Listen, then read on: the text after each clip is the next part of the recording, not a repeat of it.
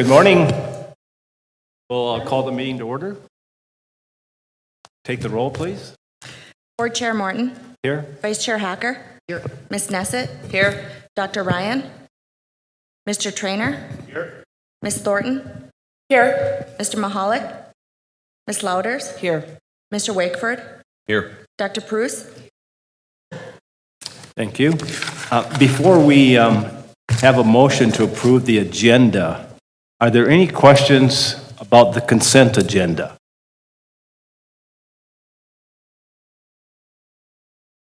Hearing none, is there a motion to approve the agenda? So moved. Second? Second. And Eric, this approval will also approve this consent agenda, or do we vote on that separately? The motion would be to approve the entire. Good. It's been moved and seconded. Any further discussion? Hearing none, call the roll, please. Mr. Hacker. Yes. Ms. Thornton. Yes. Ms. Nesset. Yes. Mr. Mahalik. Yes. Mr. Trainer. Yes. Ms. Louders. Yes. Board Chair Morton. Yes. Second item, approval of the February 26th board meeting minutes. Is there a motion? I motion to approve the agenda from February 26th. Is there a second? Second. Been moved and seconded. Any discussion? Hearing none, call the roll, please. Ms. Thornton. Yes. Ms. Louders. Yes. Mr. Hacker. Yes. Mr. Trainer. Yes. Ms. Nesset. Yes. Mr. Mahalik. Yes. Board Chair Morton. Yes.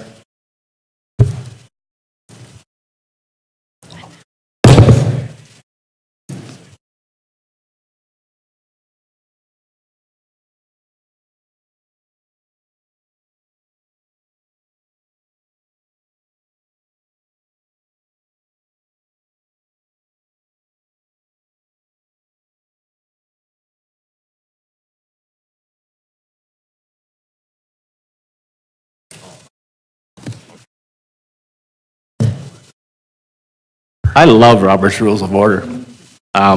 Because we do have to approve items 3 through 11. Is there a motion to approve the items 3 through 11 on the consent agenda? 3 through 11. Yes, Chair Morton, motion to approve items 3 through 11 as presented on the consent agenda. Is there a second? Second. Any further discussion? Hearing none, call the roll, please. Ms. Louders. Yes. Ms. Nesset. Yes. Mr. Mahalik. Yes. Mr. Trainer. Yes. Mr. Hacker. Yes. Ms. Thornton. Yes. Board Chair Morton. Yes. Item number 12, policy 100.1. Eric? Thank you, Board Chair Morton and members of the committee.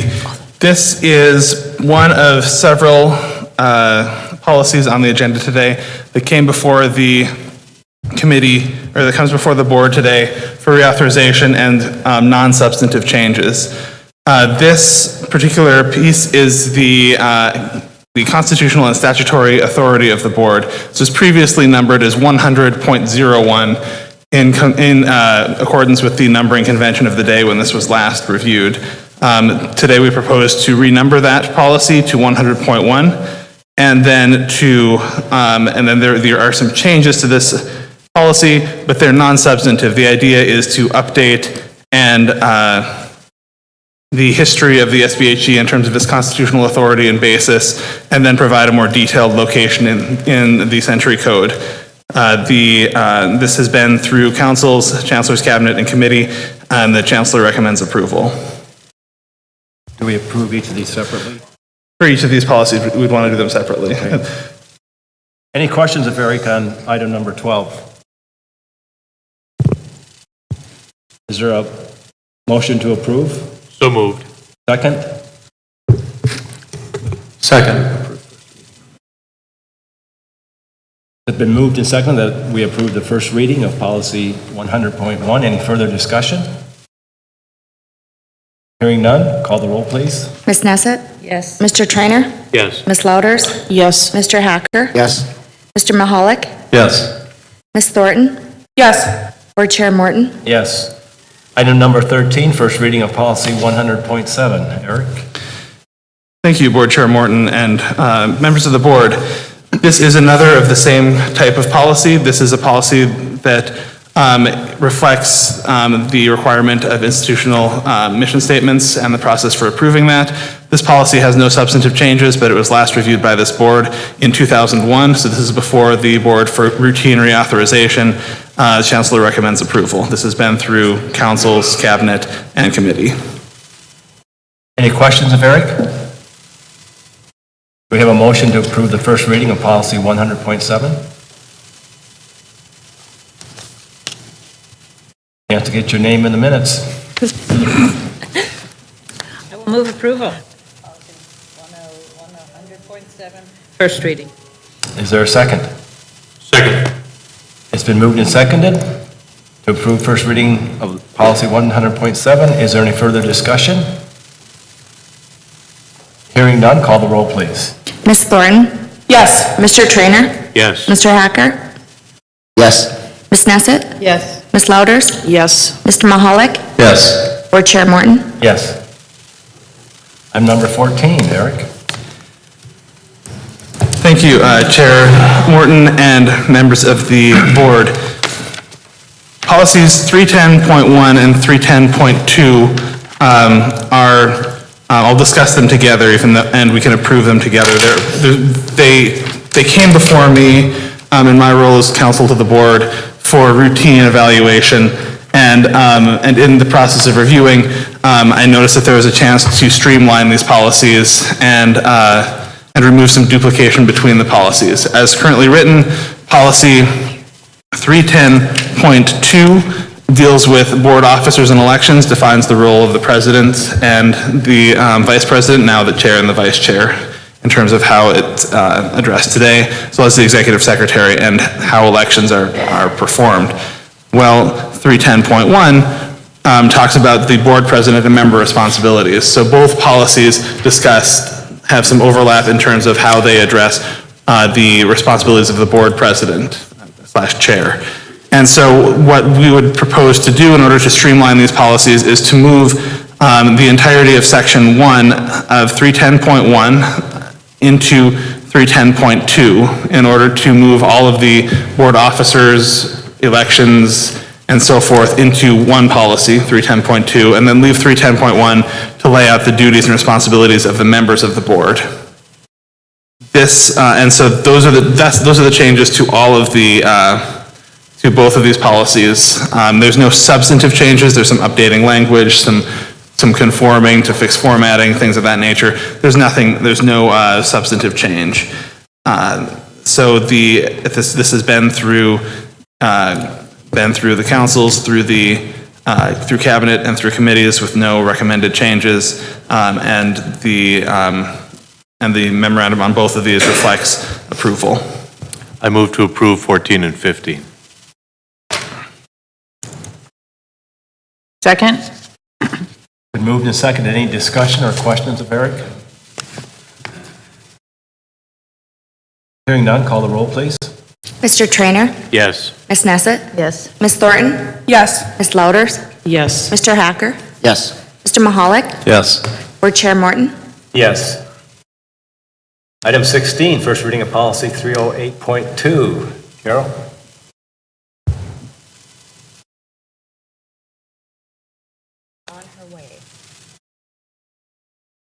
Yes, I can cover this one as well. And Carol would be able to give a more long-term history on this. But this 308.2 is a new policy. It is meant to consolidate numerous provisions within the policies regarding required reporting of violations of policy or law into one policy, along with the protections against retaliations and reprisal for making those reports. This is a policy that has been under consideration for quite some time. As I recall, there was an initial attempt to bring this, to create a policy like this in 2012. And it went at that time, it went as far as the Chancellor's Cabinet, but did not take steps beyond that. For what reason, it's unclear based on the minutes and notes from around that time period. So in effect, this policy consolidates a lot of other places, several other places in the policies where it requires employees, officers, and SBHE members to report potential violations of these policies, the law, institutional policies, and so on and so forth. This is part of the longer-term effort to streamline and clarify board policies and to avoid confusion by having multiple provisions and multiple policies covering the same thing. And so this new policy, it effectively just lays out the process, lays out potential consequences, lays out methods of reporting, pretty much everything that you would need in order to, you as an employee would need to make a report under the policy, as well as the protections that are available under that policy. And so if I may, Board Chair Morton, this actually goes hand in hand with the changes to 308.1 and 611.10. So I can address those at the same time if that makes sense to you. Good idea, thank you. Go ahead. Thank you. So 308.1 is also is the Officer and Employee Code of Conduct, and that is being updated to reflect that some of its provisions have been moved into 308.2 in paragraph 12. And then also it moves the requirements of SBHE members to the recommendation, rather, that SBHE members do the same thing in terms of reporting potential violations, and moves that into 308.2 as well. And then, and so there's still some language in this policy about this. It refers directly back to 308.2, where the full process and procedure is laid out. And then in 611.10, this is a much smaller change, but also goes hand in hand with the creation of 308.2. This change would simply add to paragraph 5 of the existing policy, the language pursuant to SBHE policy 308.2 to reflect that that is where the provisions regarding the protections, responsibilities, and so forth with respect to reporting potential violations and the protections against reprisal for making such a report are located. So with that, I would be happy to stand for any questions about this. I know this is a new policy and some significant changes, so I'd be happy to answer any questions. I move approval of 16 through 18. Second, is there a second? Second. Been moved and seconded. Is there any discussion or questions of Eric? Thanks, Mr. Chair. I do have some questions. We're a pretty quiet group this morning. And so first, Eric, do these policies, and I look at them, did they go through any sort of board committees? Are these strictly coming from council through cabinet directly to the board? These did go through, this went through, so 308.2 and 308.1 went through governance last week with Member Nesset acting as chair of that committee in Dr. Ryan's absence. And 611.10 went through budget finance. And at both of those policies, even though 611.10 has only the minor change made to it, was discussed more thoroughly. This also went through cabinet and through the councils at the beginning of the month. So this has gone through committees, so if that is the answer to your question, I suppose. Thanks. I guess my questions are a little more limited to 16 and 17. I don't think you really briefed on 18 before the motion. My question on these is, was there any feedback from institutions regarding potential conflicts of interest within their own policies and procedures? Specifically, the campuses all have codes of conduct for their employees. And when we adopt multiple levels of codes of conduct, there's a potential for conflict between those codes of conduct. And was that reviewed in depth with the institutions reviewing their own codes of conduct to ensure there was no conflicts between the two policies? Chair Morton and members of the committee and Member Hacker, I did not myself review individual institution policies and codes of conduct to determine whether there were conflicts with the new policy 308.2. 308.1 is an existing policy that has been in board policy for quite some time. I couldn't give you an exact time frame on that without looking at the policy, but it is we did take this through the councils, academic, admin, and HRC, and so we did receive feedback. We received some questions on those in terms of what protections were available, especially with respect to in policy 308.2, the statement regarding protection with respect to the open records law and keeping names of reporting individuals confidential for as long as possible. We did not receive any comments that reflected potential concerns about conflicts with institutional codes of conduct. Chair Morton? Yes. I did chair that committee meeting in the absence of Dr. Ryan, so maybe I could just point out to Mr. Hacker, 308.2, 308.1, these were both presented by our compliance officer, Carol Redmond, and it might be appropriate for her to answer these directly. So perhaps we could just call on Carol to assist us? I don't think she's here. Oh, here she is. Carol?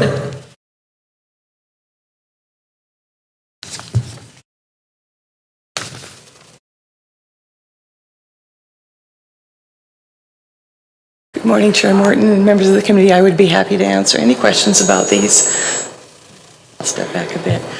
One thing I could start with is that all of these policies, after they are approved through legal as a draft, they go to senior staff where they're discussed and determine their next path. At that point, a primary counsel is chosen and then each counsel is able to review, discuss, and provide feedback on all of our policies. These councils are made up of representatives from each institution, so that it's a really good place for us to get our institutional feedback. Excuse me. And there's ample time for them to also go back to their campuses and discuss and bring back additional feedback. It's kind of built into our process so that that we don't miss any important points. Now, if these are now a first read, there's another opportunity before the second read of the board for any additional feedback and questions to be answered, especially from the councils. Carol, despite the fact that it's not underscored, it's my understanding that 308.2 is an entirely new policy. Is that correct? Yes, that is a new policy. And has this policy not existed in the university system previously? The history with this, I'm sorry, Chair Morton, Member Trainer, and the rest of the board. 308.2 has a little interesting history. It actually began in 2002 when we look back through the archives. This policy was discussed at all levels, moved through the cabinet, and at the cabinet level it was approved to move forward, but there's no record that it ever moved forward to the board. Unfortunately, there really isn't anybody present now that was in that cabinet or able to answer any questions about what happened there. So when we were looking at this type of a policy, we resurrected that one, basically rewrote it with the help of Eric, and that is the policy you're seeing here. If there's a dispute between our policy as a university system and the policy at the individual campus, which policy prevails? The NDUS SBHE policies prevail. Eric, that's correct? That's correct. Would it be better that the university system have policies and the individual institutions not have policies?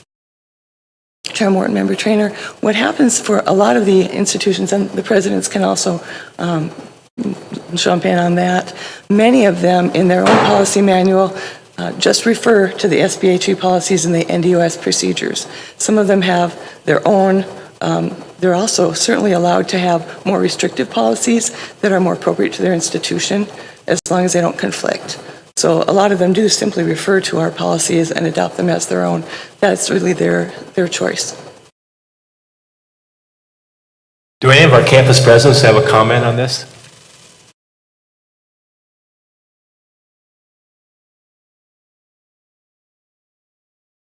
Anything else, Carol? Any other questions of Carol? Thank you. Thank you, Chair Morton. Any other discussion? We have a motion on the floor. Any other discussion? Hearing none, please call the roll. Mr. Trainer? Yes. Mr. Mahalik? Yes. Ms. Knesset? Yes. Mr. Hacker? Yes. Ms. Thornton? Yes. Ms. Louders? Yes. Board Chair Morton? Yes. Item 19, Eric. First reading of policy 302.9. Chair Morton, a member of the board, thank you. This is another routine policy review. This was last reviewed in 2011, and while we haven't quite hit our 10-year threshold, while we're looking at a lot of these policies in this range of numbers, we thought it was appropriate to bring this back for reauthorization as we're approaching. We'll be approaching 10 years here within the next couple. This is the policy that sets forth the roles and source of authority for faculty and staff advisors, and there are no substantive changes. This is just a reauthorization. Move to approve. Second. It's been moved and second to approve policy 302.9. Is there any further discussion or questions?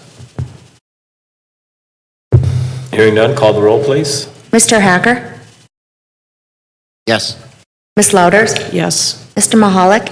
Yes. Ms. Knesset? Yes. Ms. Thornton? Yes. Mr. Trainer? Yes. Board Chair Morton? Yes. Moving to item 20, first reading of policy 304.1. Eric? Board Chair Morton and members of the board, thank you. This is Eric Olson, Assistant Attorney General and General Counsel again. This policy was looked at directly in response to Member Hacker's question at the January meeting, Vice Chair Hacker's question at the January meeting as to whether there was a good way for the board to receive information from the Chancellor regarding whether there was dissenting or opposing positions as to issues before the board or the university system before the board would weigh in on those.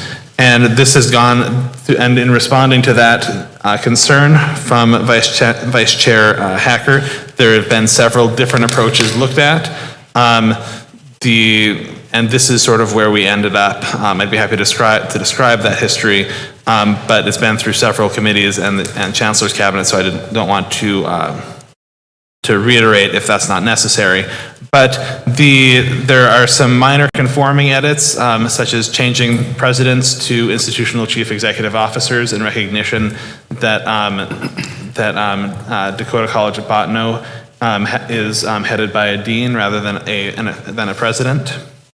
And then there are the substantive changes as requested by Member Hacker are in paragraph 5, which adds 2 sentences, and I can just read those because they're relatively self-explanatory. That paragraph discusses the process or forum enabling the chief executive officers to provide advice to the Chancellor regarding matters affecting the NDUS and thereby the SBHE.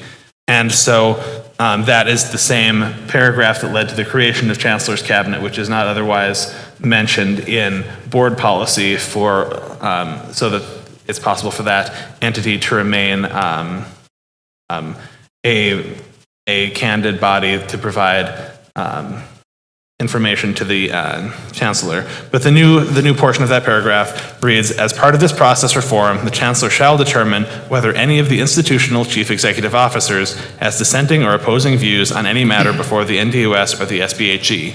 The Chancellor shall report any such dissenting or opposing views by tier, parentheses, research, regional/dual mission, and 2-year polytechnic, and paren, in his recommendation to the SBHE.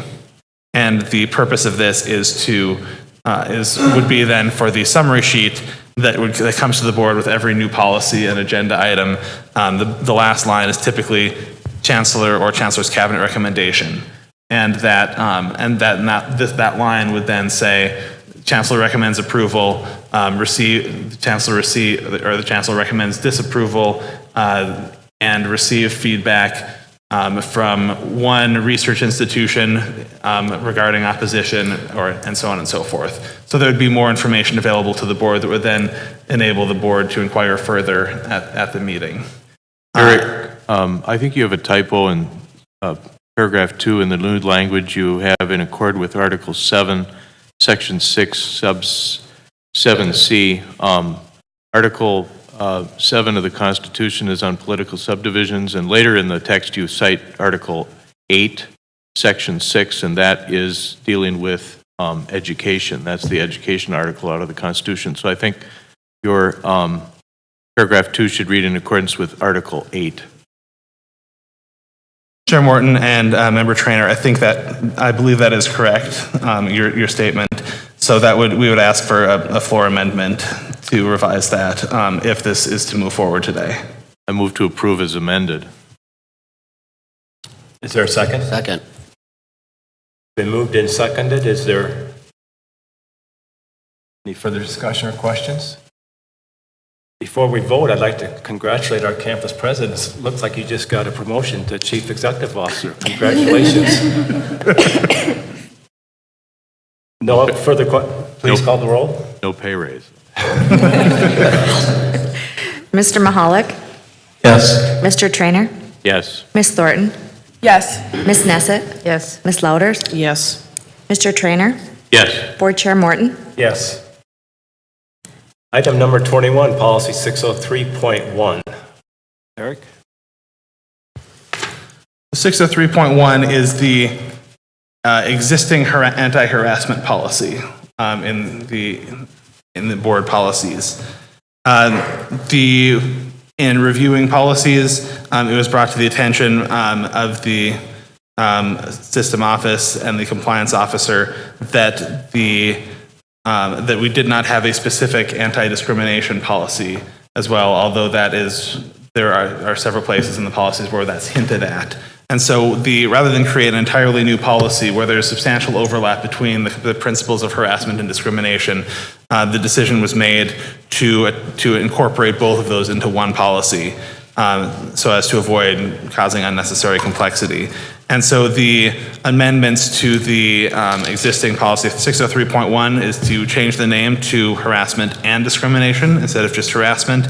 Adding the word or harassment and harassment in a couple places, or discrimination and discrimination in a couple places to make clear that it applies to both. And then creating a new paragraph which does a couple things. First, the first sentence incorporates language from HR Policy 3, which is a broad anti-discrimination statement, which reads, the SBHE, NDUS, and institutions shall employ and treat persons on the basis of merit without unlawful discrimination due to, and then lists a number of factors set out in law and the existing HR Policy 3. And then the second portion of this paragraph is a list of a number of sections of federal law which would arguably cover some or all of our institutions, and to ensure that institutions have policies in place which would meet the requirements of those statutes and regulations. And so with that, I'd be happy to stand for any questions. Any questions? Move to approve. Second? Second. Been moved and seconded. Any further discussion? Moved and seconded to approve first reading of policy 603.1. Any other discussion? Hearing none, call the roll, please. Ms. Louders? Yes. Ms. Thornton? Yes.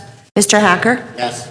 Mr. Trainer? Yes. Ms. Nesset? Yes. Mr. Mahalik? Yes. Board Chair Morton? Yes.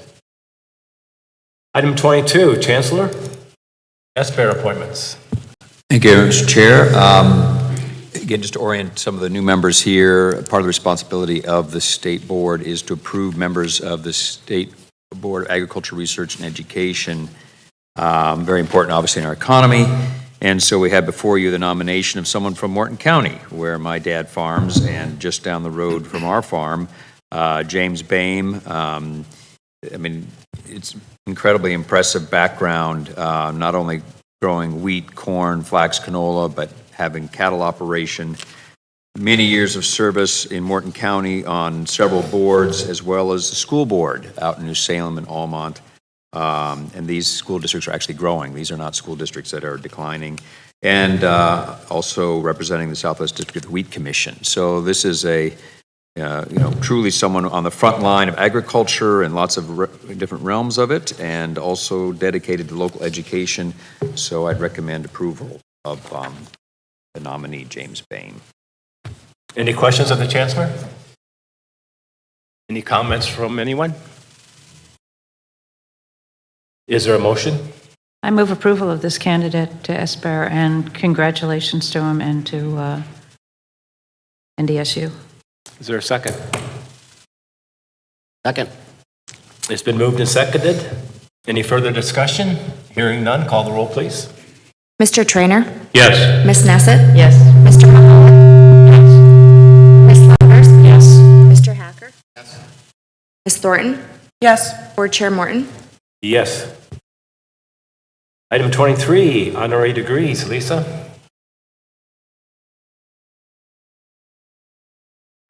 Chair Morton, members of the board, Board Policy 430.1 permits the institutions to nominate individuals for the award of an honorary degree. There's a packet of materials before you today that indicates 3 individuals that were nominated from the University of North Dakota. I present them to you today. The materials include more detailed information about their accomplishments and their contributions to the university. I present those 3 individuals to the board today for formal recommendation for approval so that the campus can notify them and invite them to their commencement activities. Any questions of Lisa? Motion to approve issuing a UND award of an honorary degree to the following individuals: Harold Ham, Heidi Heidkamp, and Clay Lacey. Thank you. Is there a second? Second. It's been moved and seconded. Any further discussion? Hearing none, call the roll, please. Okay. Mr. Mahalik? Yes. Mr. Trainer? Yes. Ms. Nesset? Yes. Mr. Hacker? Yes. Ms. Thornton? Yes. Ms. Louders? Yes. Board Chair Morton? Yes. We will move to item number 24, State Board of Higher Education Audit Committee. Kathy? Thank you, Chair Morton. The Audit Committee met on March 21st, and this is a summary of the work that we did. We began early in the meeting in executive session, reviewing the North Dakota State College of Science Employee Survey Report. We reviewed this in committee, and then we brought the issues at the request of Mr. Hacker to review this and consider bringing this survey process to all the campuses. So it's under review and being discussed in Audit Committee. We felt there was merit to the process that had been done and wanted to bring that, possibly move that further without burdening the campuses with more work. It would not be a yearly process. We also reviewed Policy 306.1 again. This is going back to legal counsel. This is the process of audit review that is being worked on within our compliance and audit department, internal audit here at the system office. And this is in review. There were some requests and recommendations, so this work is also continuing under review. We also did, we had a report from the State Auditor's Office on the comparison of distance education classes. This was a really good report. It was very positive, it was very formal, and the work that has been done by the campuses in distance education, and North Dakota ranks very high in the nation in the work that we do in distance education. And in comparison, the only thing I had requested is, how do we compare to the lower ranking states in process and progress that we have made? So the State Auditor's Office, this is Craig Hoshberger, presented that report. It was excellent, and it was really, really interesting and encouraging for all the campuses and the system as a whole. We also reviewed Policy 802.8. This is the audit charter. This is done by Chris Pesky, our attorney, and Laura Schratt, and this is also continuing under advisement. So, that was the Audit Committee report. Thank you, Kathy. Any questions of the Audit Committee? Hearing none, we will move to item number 25. Governance Committee, looks like you're substituting for Casey today. Thank you, Chair Morton. Yes, Dr. Ryan is absent. He was absent, I believe, much of this month, so he was not in attendance at the March 21st meeting of Governance Committee. I did chair the committee, and I would like to review. We began with, early in the meeting, our work was mostly reviewing policies. So to the question by Mr. Hacker of some of the methodology that happens in reviewing these policies, this work did come to at least 8 of these policies that we reviewed came to the Governance Committee, and they were dealt with in committee work. And I just want to point out to, fellow board members and remind ourselves just how important this work is. We are a governing board. This is what we do, and it's one of the most important responsibilities as board members is to review this policy and, to be quite honest with you, to do it on a regular basis and to keep this current with the current events in our society. So we continued, we reviewed 8 of these policies. They were some of the policies that were in question earlier in the meeting here. We went on and discussed the tier committee structure. This was presented by Chancellor Hagerott. We had a really good update. Tier committee is where we're talking about building committees within the state board structure that will deal with the tiers of the different campuses. And right now, we are dealing with the tier structure that would deal with the research universities. Who comprises that committee, potentially, and moving forward? And in the absence of Dr. Ryan, we tabled that, or basically talked about it, but we'll await his return for his input on it. Another item we went on to is digital privacy update. This was presented by Dr. Hagerott, Dr. Weber, and Darren King. And digital privacy is just an ongoing issue. It just every day is elevated by what we see, out in the, just in the world around us. And there's very, very good work that's being done. And just know that it is being addressed by our university system. And I think it's very important that we have the input from the campuses and the campus teams that deal with digital privacy. And we followed up that issue with our final issue was legislative update. I will commend Tammy Dolan. Once again, a great job giving us a review of legislative process and what's going on to the Governance Committee. So that concludes my report for the Governance Committee. Thank you, Kathy. Any questions? Mr. Chair, just one quick question on the committee report. Is there an intent that the governance structure would potentially be brought forward sometime in the next couple of months, hopefully at an in-person meeting? Absolutely, and it may, Chancellor Hagerott, time-wise, I'm going to say this may come into retreat time, or is that a little further down the road than you see it? Mr. Chair, past President Nessett, we've got a lot of good progress here. Again, I just referenced the several materials here.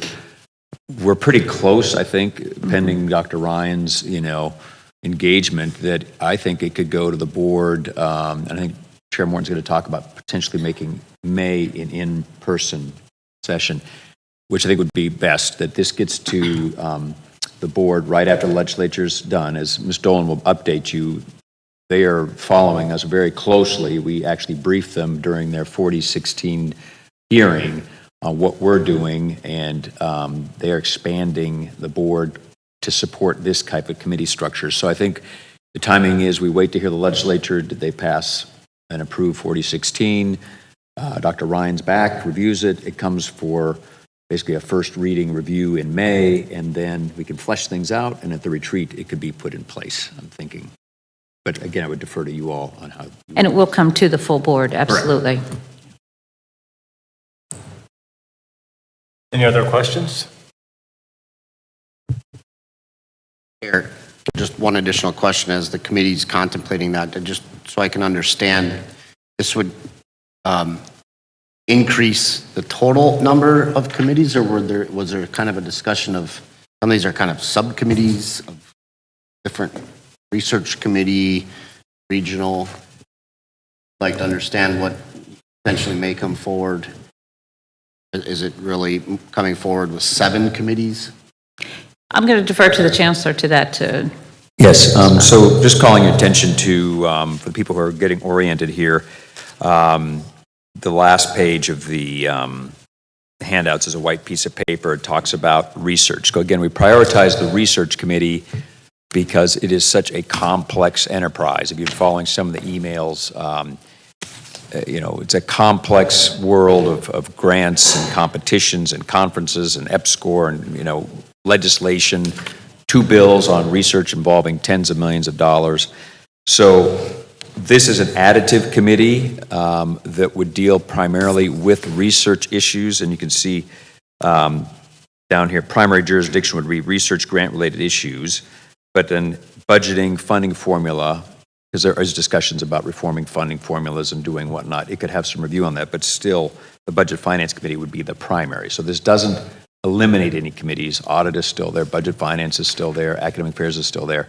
This is something that allows more detailed focus on unique research functions. But again, as this evolves, you certainly, as board members, will have the capacity to shift more responsibilities, add to, delete. But this is the going in approach on this committee.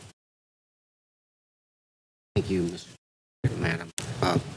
Chancellor, just to clarify, so this is where I'm starting to get a little confused, especially when you kind of hit your last talking points, which involved, are we going to begin to govern their research activities within those institutions, or is this to govern more closely with those institutions? We're just naming them in the document as research, because you listed some items that would be under normal governance of the board, but the board, I don't believe, has ever stepped down to the level of governing their research activities. And you kind of mentioned that, and I want to draw attention to this because I do believe it's a substantive matter where we're beginning to reach to.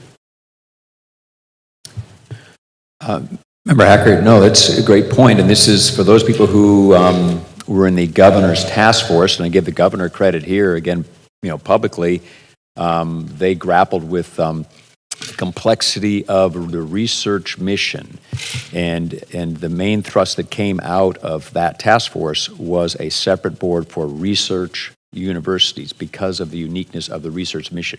It wasn't that the state board couldn't handle, academic programs and many other things, but they were unique by their research mission. So you're correct that this will allow the board to have more capacity, much like Dr. Ryan does now in SBHE, to grapple with what are the unique research needs. Example would be what you served on, actually, 1333. That was the bill about research innovation fund, and then also 2282. These were complex bills that required detailed testimony, and so yes, it is an expanded amount of energy and I'd say partnering with the research institutions, because you can see as the members here, and I appreciate Chair Morton's input on this too, is that there would be 3 voting members of the state board, just because that's how it's structured, but many advisors, and I appreciate Dr. Prusa's input, faculty members, the president, VP of research of each research institution, a member from my staff, and then also welcoming industry experts to advise. So yeah, it is more work, and again, you all have the capacity to evolve, your approaches as time goes on. Any other questions? So on these various committees, do you plan to have 3 voting board members from the state board and then additional other members that would they be non-voting, or just what's the status of them? Chair Morton, I'm sorry, exactly. That's again the white piece of paper, and I want to thank Eric Olson for laying it out, because from flow charts and the narrative, it's a little hard to see. So on that last page, it shows the voting members are the state board members, and everyone else is ex officio advising, non-voting. So you would have 3 voting members, like we have on every other committee, budget, finance, et cetera, and then you'd have 3 from UND, 3 from NDSU, including faculty and VP of Research and the President. My staff have one person, and then as needed, for example, this whole digital privacy, intellectual property, there's a whole bunch of major issues swirling around. I could see, as we saw, Microsoft flew people in to testify to the state board, that maybe we invite industry experts to advise us on how better to align to the needs of these new industries. So. I would like to pick up on what Member Hacker has said. I thought I'd understood the purpose of the committee, and I definitely appreciate that there are faculty on there, so that's very much appreciated. But does that committee have an input on what kind of research the faculty are doing? I mean, we do have academic freedom, right? So in theory, everybody can do whatever they get funded from whatever funding source they request the money from. So is that for larger overarching research grants that one could get together from some larger source, or what does it mean? I mean, coordinating research, even if there's one faculty on there, one faculty should not tell the other faculty what kind of research to do. Chair Morton, Dr. Porras, obviously, you raised the critical issue of academic freedom, which we were in the hearing talking about. The way I would envision this is nothing but doing much of what the governor pointed out, and that was having more attention of the governing body on the performance of the research mission, which right now is defrayed across 8 members who have to also be reviewing community colleges and polytechnics and workforce in the West. I could see them being strong advocates, spokesmen for getting more state resources for research. Okay. Dr. Ryan's very accomplished. Maybe he'd even be able to assist a research institution that's out, talking to NSF. I know there was a big NSF conference down in South Dakota. We couldn't attend, but I could see it as a supportive advocacy. And then also, as you all know, 2 years ago, largely in response to legislators on accountability, we added for the state board a 5th set of goals on research metrics, like how are we doing in the research function? And as you all were briefed in this very room, I think it was this room, the commissioner on intellectual property, performance, return on investment. These are key issues of the legislature right now. 1333 is that type of thing. What are we getting from the money we put into research? So I could see them in many cases having been in testimony talking about where we're stronger, where we can be better, but certainly not directing individual research projects. Okay. Yeah. Thank you. Nick? Mr. Chair and Chancellor, I read the governor's task force report. Don't have it easily accessible. I would appreciate maybe if the system officer, you would provide that report to the board members and explicitly point out that the results of that task force were to regulate the research function within those institutions. I recall reading the report really dealing with closer governance of those institutions within their leadership, mentorship, strategic planning, mission of the institution, but not necessarily the specific research enterprise, which you've spoken to a couple of times. So I'm not certain where that's necessarily coming from. The bills that are in the session are the bills that are in the session. There's lots of requests for different things. I just caution that we develop a committee specific for the purposes of focusing in, maybe in my mind, a little too deep within the research function of those institutions, a little bit along the lines of Bruce's comments. Ashley, did you have a comment? Yes, thank you, Chair. One of my biggest concerns that have been brought up to me as of recently by some other students is as we seek to expand the size of the board and we seek to add additional committees, that we're diminishing the single student voice on the board. And in addition, as I'm looking at your blank or white sheet at the very end, I see that as we do have 3 state board voting members, and there's a faculty senate appointed non-voting faculty member, we don't have additional student voice, especially as you're separating off these other university systems. And I can speak for myself, where I go to Williston State College. I don't relate, and I don't on a day-to-day basis see the voices and see the issues going on at the major university systems. And so my voice would even be diminished even more if I was on that committee, because I wouldn't have a grave understanding of what's going on at the research institutions. So my biggest concern with expanding the board and with expanding into greater committees is that we're losing that key student voice, because that's all why one of the reasons we're all here today is to teach the students and allocate the funding to increase research through our student education resources. So that's my biggest concern right now. Thank you, Chair. Chancellor? Chair Morton, Members Darling, that's a wonderful point, and I maybe we'll even be hearing from the NDSA president on this. He testified that as the legislature is looking at expanding this board to 15, the point was made that you're almost doubling the size of the board, so perhaps you add a second student. Perhaps it is a graduate student from a research institution, and then there'll be the student who can speak to more of the undergraduate concerns. So those are very valid points.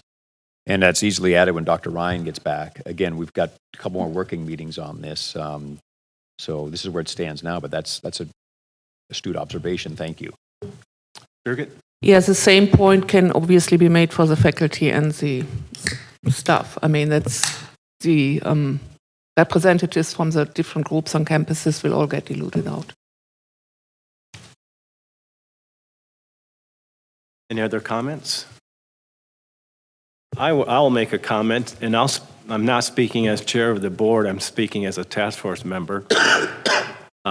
This sounds like the governor's proposal of 2 boards. This sounds like the 2-board light proposal.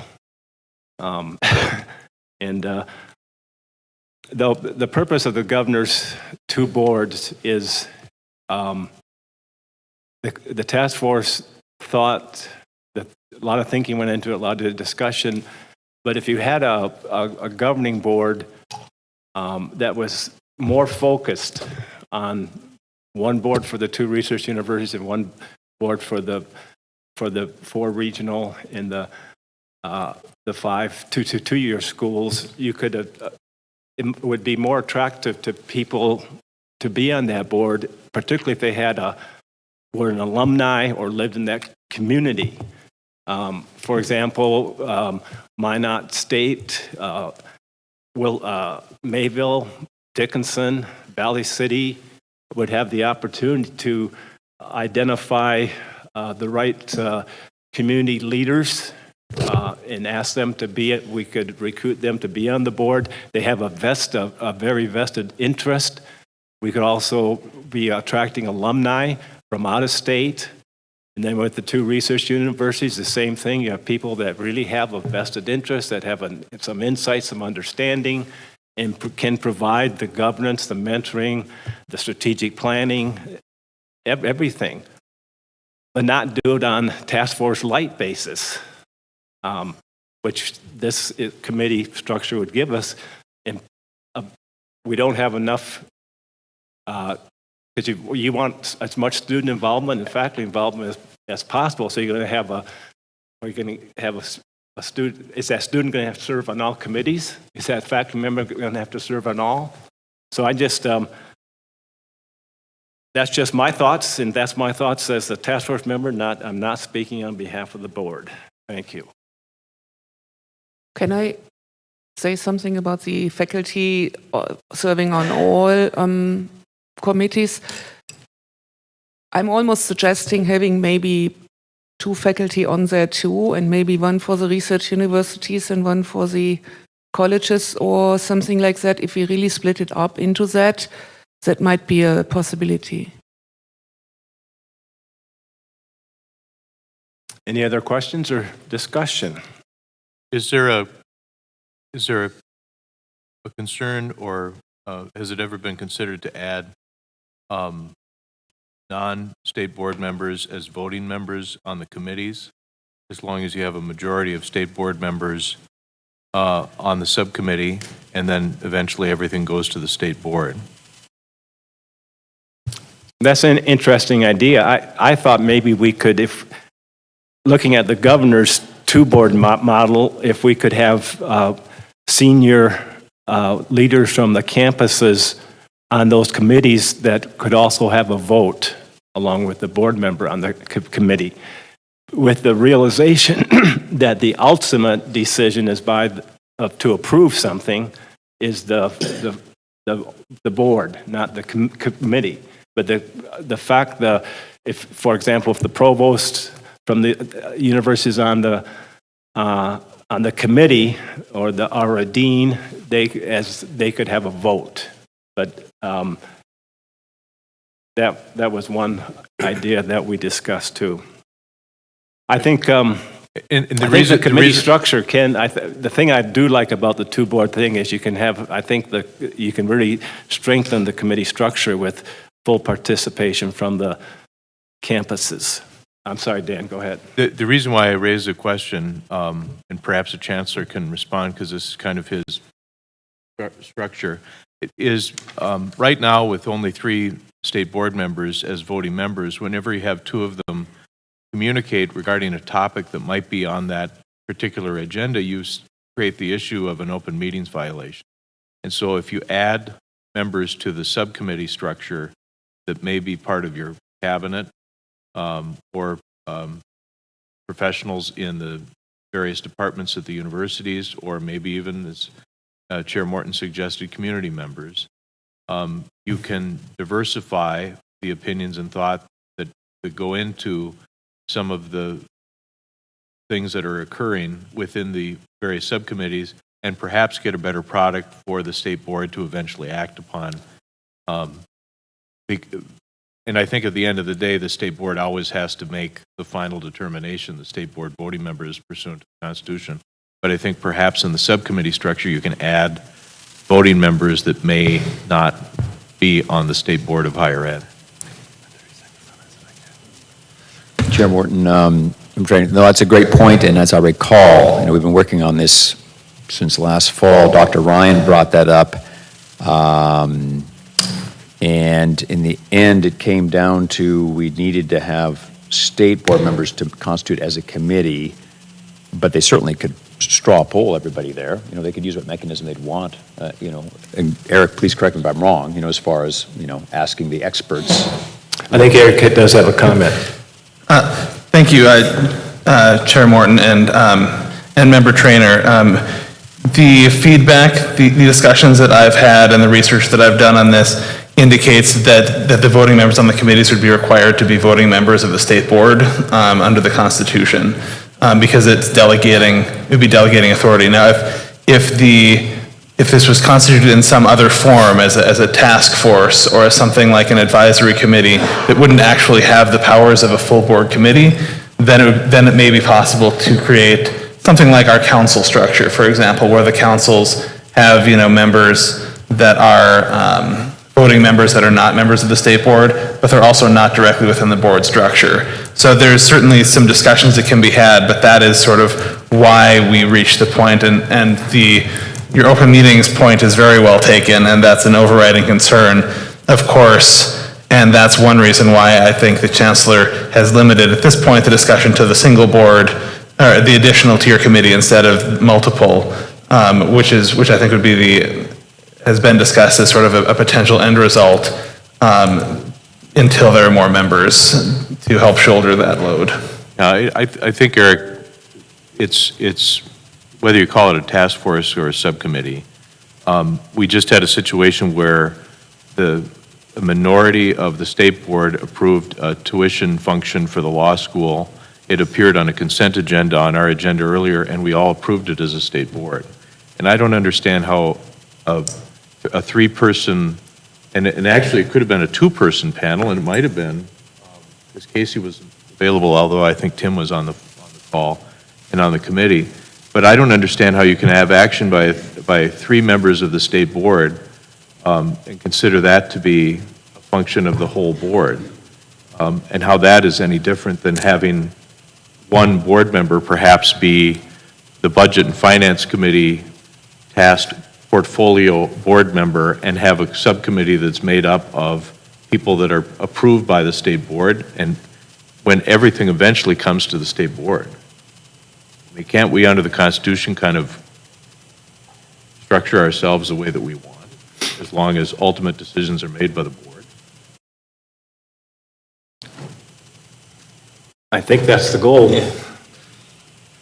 Anybody else? Okay, good discussion. We'll move to the Chancellor's report. As I sat through the different campuses presenting to the Senate most recently and to the House several months ago, there's so many good things going on at our campuses that we need to be aware of it as a board. So, and we also, we need to hear more from the presidents of the campuses and so we are going to, at each face-to-face meeting, we're going to ask different campuses to give us a report on a specific topic. And today we're going to start that. And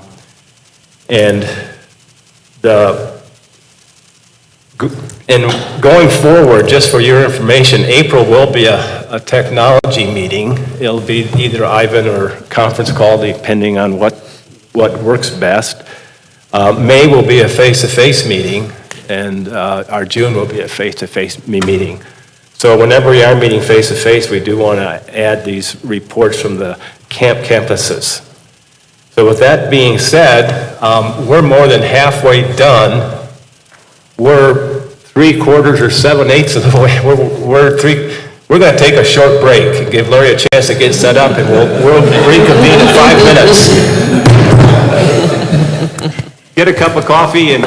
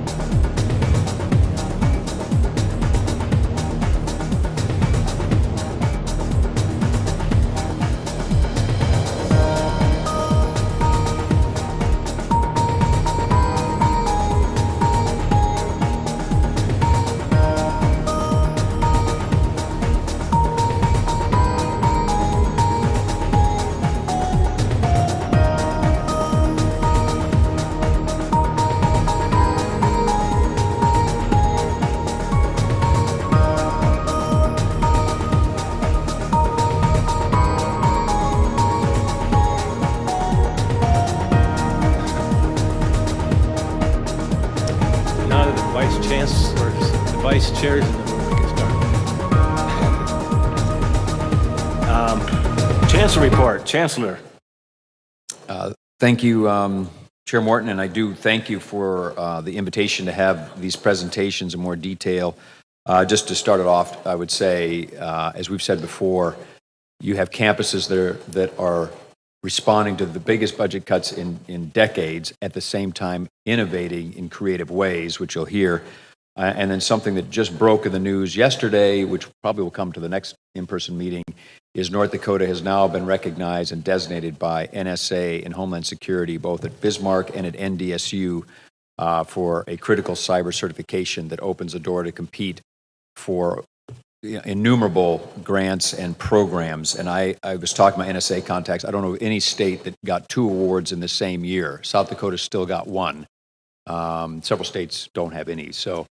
So again, with that, we'll start with Dr. Scogan, who is rapidly innovating on several fronts, but with the focus today on the Academy in Saudi Arabia.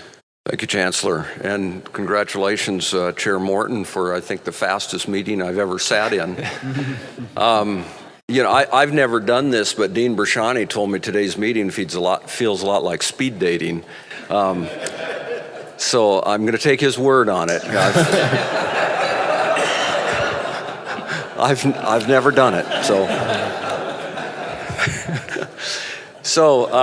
today, members of the board, it's my privilege to talk to you about what has been a big project for us, is the management of a National Power Academy. And so I want to give a little background information to it before I get into the Academy itself. For some of you, I know we've got some brand new board members sitting here, and this will be kind of new information as to how we got here and why we got here. And so I'll go through this in probably about 45 minutes or so. That's a joke, too. We're meeting in the National Energy Center of Excellence. We have 12 in-demand energy programs that we deliver globally.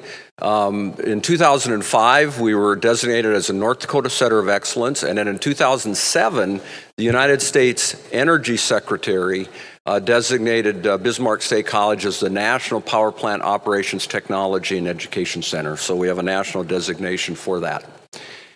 We have, on our energy programs, we do both online. Member Nesset mentioned about our NDUS's recognition of its online programs.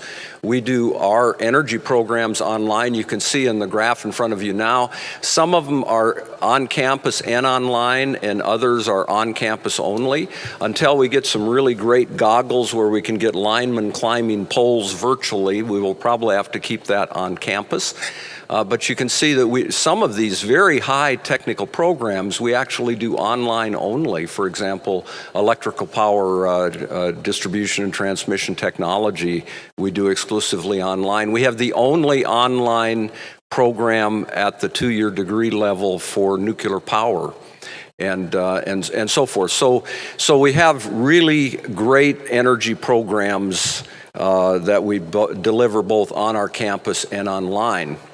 And that gives us a national footprint. We will have students almost every semester. We have students in every state, and sometimes it's 1 or 2. Other times it's more. You can see we've got more in Texas and Florida. Florida Power and Light has been a wonderful partner of ours, and they send a number of their employees through our programs. So we do this on a national basis. Of course, you can see most of our online students are actually in North Dakota, but we do have a national footprint. And then we also have an international footprint. We have active programs right now in Australia and New Zealand. And what I'm here to talk to you today is about the program, the National Power Academy in Dammam in the Kingdom of Saudi Arabia. So the Kingdom of Saudi Arabia is a kingdom in transformation. 70% of the population there is under the age of 30. They have a very, very heavy reliance on foreign labor. If you've ever been to the Middle East, as I have, you notice that much of the work that's being done is being done by people that are imported laborers. And the kingdom has looked at that and realized the unemployment rate of that whole group, 70% of their population is under 30, that they have to do something to turn this around. They also want to reduce their dependency on oil revenue. In fact, one of the largest solar programs in the world right now is occurring or will occur in that part of the world. And so as a country, they came together and established what's called Vision 2030. And in Vision 2030, they looked at a host of things that they were doing in economics across the country. And one of the things they decided that they needed to address out of that review was their energy workforce needs. The government of the kingdom and Saudi Aramco, which is of course the largest oil company in the world, Saudi Electric and the King Fahd University of Petroleum and Minerals discovered that there was a gap in training for their young people, particularly in energy programs. So they determined that they were going to establish a national center for energy education.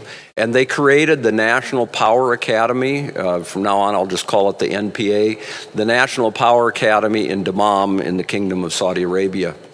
The stakeholders there, many of them are very common to us. General Electric is a stakeholder in the creation of the NPA. Siemens and Schneider are also big companies that we're well aware of, and they're global companies and companies that do work right here in North Dakota as well. All of them. Saudi Aramco is part of that, Saudi Electric, and then a number of other companies. But these are the stakeholders that came together, and they decided they were going to build the National Power Academy. They built it, and then they decided that they had to find somebody to actually operate it and conduct the training. So here was our timeline. Back in early spring of 2017, the Kingdom established an RFP. Bismarck State College responded to that RFP. In the spring of 2017, our dean, Bruce Emmel, of the National Energy Center of Excellence here, traveled to Texas and met with a host of schools that were interested in fulfilling this RFP. And they went down and they met with the NPA team that was visiting the United States. In the summer of 2017, the NPA decided out of those meetings, they had collective meetings and individual meetings with schools. They decided out of those meetings to visit 6 schools in the United States, and then there were other schools because they were doing the same thing in Europe. There were schools in the UK and Germany that they were also visiting. In October of 2017, the NPA told us that they would award us the contract, and we immediately went into contract negotiations. And to tell you how much of a negotiating team Bismarck State College has, as well as the NPA, those negotiations lasted from October of 2017 to August of 2018. We were adamant when we walked into this situation that this had to be a revenue generation for Bismarck State College, and that we had to make sure that we had the right securities in place and the right guarantees in place. And of course, they were trying to get the best deal on their end, and so there was a lot of exchange back and forth and contract revisions and so forth. And I'm very, very proud of the Bismarck State College team that negotiated this. We were having Skype, it's 7 or 8 hours, Becky. 8 hours. They're 8 hours ahead of us. So that means that you're at 11 o'clock at night, you're having a Skype meeting with your team, with their team over there that's in the afternoon, or it's vice versa. And so a lot of really, really good negotiation going on, and I'm just so proud of the Bismarck State College team that was negotiating this. And finally, in August of 2018, we found a contract that we believed that we could live with. We came to a consensus with them, and then in the very late part of August 2018, we sent Zachary Allen, a Bismarck State, at that time a Bismarck State College employee. We sent him over to the country to begin setting up what would be a startup operation in Dammam, Saudi Arabia, and today he's over there as the general manager of this project. So, why did we commit to this? Well, we know that the kingdom is going to train their people. They were very, very committed to that through all of our negotiations. And we knew that some college was going to get this. Somebody was going to do this. And so we were determined. We knew that we had the right product. We knew this aligned with our energy education mission. We already had the curriculum in place. This would open new markets to Bismarck State College, and of course, that was important. The Chancellor already mentioned about how our funding had gone down, and we needed to find new avenues for generation. It located us in a part of the world where we had access to other Gulf Coast countries as well as Europe and Asia.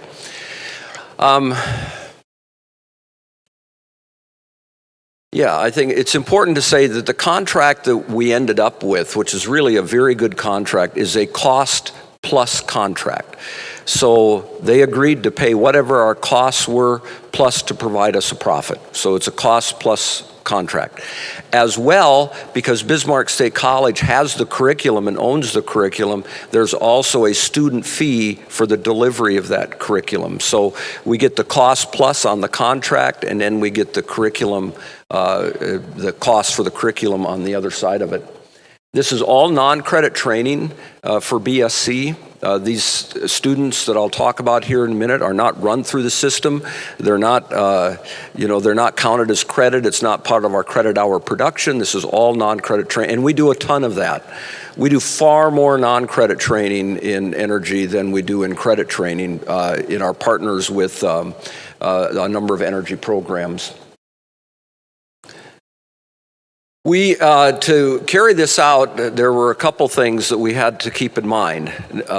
One on our side is we certainly wanted to make sure that Bismarck State College was insulated, that our IP was protected, that that indemnification was handled properly for Bismarck State College on the one side. On the other side, which is the brown circles you see over there, to operate within the kingdom, you have to have an LLC within the kingdom.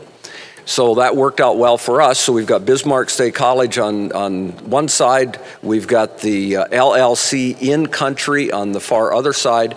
And to own the LLC, we established a new foundation, the BSc Innovations Foundation, and many of our energy partners are on that foundation. And they are helping then govern the LLC in Saudi Arabia. As well. So directly, it is not BSc that's actually conducting the training in the kingdom. It is BSc that is providing the curriculum to the BSc Innovations Foundation that is then governing an LLC that's in country in Saudi Arabia. I should add, Chris Pesky has been wonderful in this process as our attorney. He has been there at every step of the way to ensure that Bismarck State College is protected through this whole process, and Chris has been wonderful for that. I don't know what that just said. My battery is running low. Can somebody help me plug it in at night, Larry. Yeah. I need some energy. Thank you, John. So at any rate, Chris has been a wonderful attorney for us on our side. We have an attorney in Bismarck that has been wonderful in working on the BSc Innovations Foundation. And then we use Jones Day as the international attorneys with offices in Washington, D.C. and Riyadh in the kingdom on the KSA LLC side. Thank you, Jesse. Okay, so I'm going to talk about two things. One is our aspirational educational stream. This is what the entire negotiation was about, was what we call the core stream, and that was to get young people into the National Power Academy, to get them trained and out into the workforce. The vision, and I'm going to talk about an adjusted educational stream here in a minute, but our aspirational education core stream was a 3-year program for young Saudi nationals, 2 years in the classroom, 1 year on the job. And this is the linchpin of success of the program. All of the students are sponsored by the company. And as one that has spent time at service academies, and I know the Admiral and Chancellor both did that as well, to me it reminds me of the service academy. Young people actually enlist into the service West Point for the Army or the Air Force, if they're going to the Air Force Academy, and why anybody would choose to go to Annapolis, I don't know, but to Annapolis, and they actually enlist, and their education is paid for by that service, and they're paid while they're there, and all their costs are covered. That's what happens at the National Power Academy. Young people are brought into the National Power Academy by the companies. So using Saudi Aramco, for example, they will identify a young person that they want to hire. They will bring that young person to the National Power Academy, and then they pay all the tuition and fees, and they pay a stipend to the student while the student is there. It's a wonderful, in that regard, it's a wonderful program. But that is also the linchpin. And I'll talk a little bit about that, and we've dealt right here in North Dakota with the fluctuating oil prices, right? And that happens there. And because of that, then sponsorships go down or sponsorships go up related to that. So aspirationally, we believe we would have 800 students for 5 years, that we would provide the English, math, and basic science and technical training. That was the aspirational goal. Once we got in country and actually started looking at the labs, and our folks from here went over and started tape measuring the labs and how many students you can actually put in these labs and do all that sort of stuff. Now we've adjusted that. The course stream could be up to 400 students. For those 400 students, we would provide English, math, and science, and then the technical training. But now that we're over in the country, Saudi Aramco came to us and said, hey, we want you to conduct our ESL training for us. So we're running their first cohort through right now. They were very, very impressed by how that worked, and turned around and said, okay, we'd like you to do more of this, but we also want you to develop a curriculum, because we don't particularly like this off-the-shelf curriculum. So we're having conversations about developing the ESL curriculum for Saudi Aramco to run their employees through, because all business is done in English. All the instruction is done in English. So we're working through that. We also have some potentials. We've signed 2 MOUs. When I'm saying we, it's the BSC Kingdom of Saudi Arabia LLC. Okay, so that organization has signed 2 MOUs right now that's paving the pathway to train female students. Right now, they have gender segregated education, but we've signed 2 MOUs to train females as well in technical fields, which is pretty exciting. And now they've decided to construct across the street from the academy that we're operating what they're calling DMOM 2. And they believe when it is done, then the schools will have the capacity of 1,200 students. Again, that's aspirational, and we'll have to work our way through that. The National Power Academy is also seeking certification to train solar engineers and technicians in what's called K-Care. This would be a big operation for the NPA and for the BSC LLC that's there as well. There's only 2 institutions in the kingdom that are currently certified to give these certifications, and so we're working diligently to be the 3rd one. Some photographs of this. You'll note that is our first intake of students down there on the corner. It's 2 identical buildings. This is DMOM 1. The DMOM 2 is being built across the street from here. And then you can see up on the side that the National Power Academy, operated by Bismarck State College. I don't think anybody would have believed that our logo would be situated in Saudi Arabia. The demographics, we currently have 170 students there. Our next, just to tell you what has happened, it has exploded. So we've got 170 students there right now. We opened up the registration application for the next intake of students, which should occur in May, and we got 4,200 applicants in the kingdom. That's how this has exploded. And so that has had, now many of those are probably not qualified. They don't have the English skills and so on. And so that has been winnowed down. The last I heard, it had been winnowed down to about 400 for the next intake. However, again, the linchpin to this is you got to have company sponsorship to actually come to the school. So how many will actually end up in this next intake is anybody's guess. It's going to depend on how many companies are willing to sponsor those students.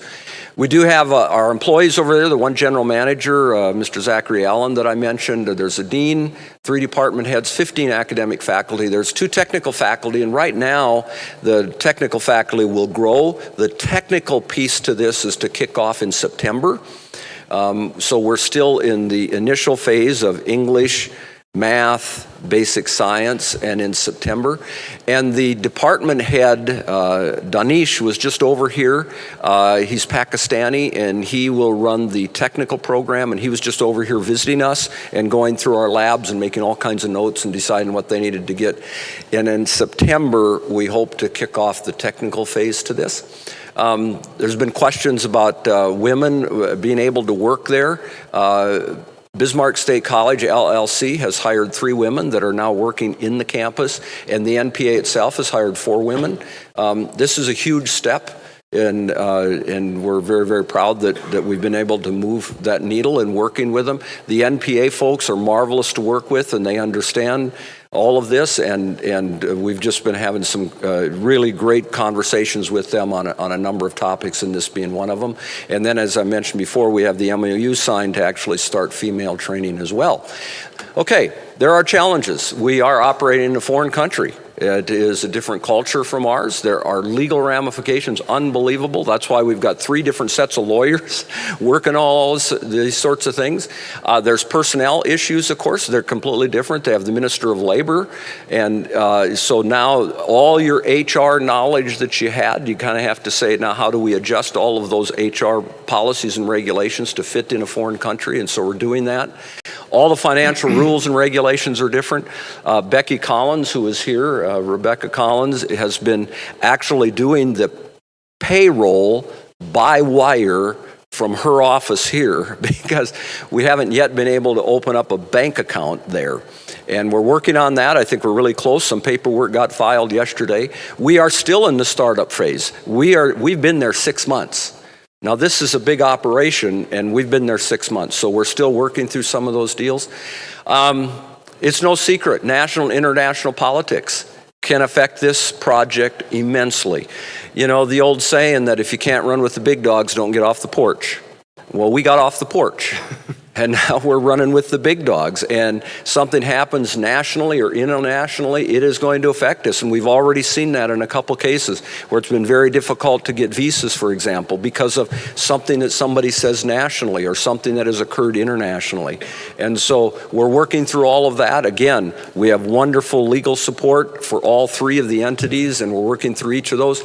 But our national and international politics, over which we have absolutely no control, no desire to control, but our business reacts according to those national and international events. Of course, the price of oil, if oil went back up to $140 a barrel, we would all be happy, and this project would be happy. If it went back down to $28 a barrel, we would all be in the hurts again. And you know, I'll tell you what, I do backflips every time it hits $60. That's my mindset, because it affects us at Bismarck State College, and it affects the project at the National Power Academy. And then, you know, the old saying, you don't know what you don't know. Once we got into it, we found out a lot of things that we didn't know, and we're working through all of those, and we will continue to do that. And we will continue to internationalize our program. We have been in conversations in Ghana. I've met with the Minister of Education in Ghana. He was very, very interested in us as a polytechnic and delivering technical programs there. He sent the chancellor of his polytechnic over to visit us. We spent some time having conversations. We have not figured out the finance. They haven't figured out the finance, how they would buy it and pay it. But we'll continue those conversations. As you know, most of you know, North Dakota National Guard has done a lot of work in Ghana. And so we're hopeful that something can be worked out there. Currently, there is a private company in Kenya that is establishing technical programs, and they have contacted us about contracting with us to help deliver those technical programs in Kenya. Don't know where that's going to go, but the conversation continues. And the nation of Pakistan has contacted us about, they are opening a number of coal-fired power plants as we are shutting them down here. They are opening up coal-fired power plants, and they are interested in technical training on operating coal-fired power plants. I don't know where that's going to go either. I don't know that any of these other 3 are going to go. We know we're in Saudi Arabia, we're in Australia, and we're in New Zealand, and we're doing training in those countries. And so that concludes that. It wasn't 45 minutes. It was probably longer than you wanted, Mr. Chairman, but I thought I would get it all out there, so if there's any questions. Larry, I just, congratulations. So many times a startup is not easy. If you're a mature company, you can go ready, aim, fire. If you're a startup, it's ready, fire, aim. And so congratulations on that.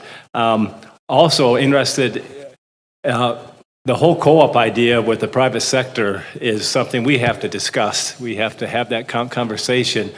And the schools, we have a small number of schools in the U.S. that have the full co-op program and have private sector partners, and they are overwhelmed with applicants, just like you're seeing. So congratulations on that. Online, and you mentioned you're online, I just want to remind, how many people here have children or grandchildren on Fortnite? How many know what that is? How many know what Fortnite is? It's incredible, the graphics, where gaming has come from where it was video games 10 years ago to now. And we're going to see that same type of innovation with online. We're just very basic right now, but it will just keep getting better and better and better, just like video gaming did. So congratulations. Any other questions? Birgit? First of all, a small fun comment. Anybody who is surprised that things working with a foreign country is difficult must have never lived in a foreign country. Just talking about opening a bank account and those kinds of things. I do appreciate, I remember there were issues with, there are no women involved in it, right, at the beginning. I do appreciate that you have found ways to integrate women, and I also appreciate that you are looking for more ways through that memorandum of integrating women.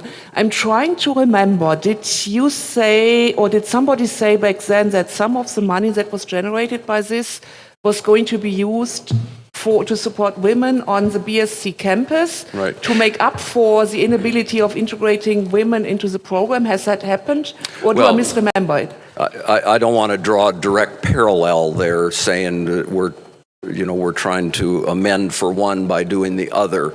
When we started this program, one of our faculty members came and said, I would like to start a WISES group, she's calling it. It's Women in Science, Women in Engineering and Science and Technology. And she said, I would like to do that. She said, could you help fund that? And we had a conversation and said, certainly, and we will fund that WISES group, and if we have to, we can use funding out of the NPA. And so, yes, there is a WISES group I was at Student Union the other day, and they were meeting. They, too, are a startup. They've just started within the last few months, but the faculty advisor that's working with them is doing a marvelous job. So it was Women in Science, Engineering, and Research. Technology. Oh. Somehow you have to spell wisest out of that. Okay. Technology, okay. Chair Martin. And Thank you. Professor, in response to your, we were not surprised about the banking. I've lived in a foreign country. Okay, good. So we knew that there were going to be challenges. I just want to say I am so proud of this Bismarck State College team. And actually, we've got Dave Clark and Rebecca Collins. Please stand up, the two of you.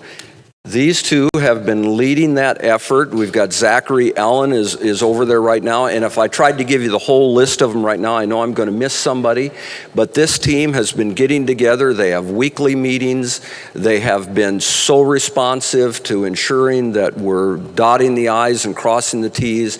Always the interest of Bismarck State College at the forefront in serving North Dakota, and they have just done a marvelous job. Becky Collins is on the phone at 3 and 4 o'clock in the morning working through financial issues in the kingdom, making sure people are getting paid, getting insurances and doing all that sort of stuff. And I think she and the general manager, Zach Allen, must talk about every 30 minutes or so. So thank you guys. So I've got a whole team here that's working this, and I'm very, very proud of them. This is an experience, frankly, that you can't buy. I'm downstairs yesterday, and Dave's executive assistant, Roxanne, is talking about how she's going to get a visa from one country to the other country, and she called the consulate and the embassy, and they're sending paperwork. She's doing that right here at Bismarck State College. And I've got a whole team that's working through those kinds of issues. I'm so proud of them. Larry, our expert on energy has a comment or question. Kathy? Oh, you were talking about me?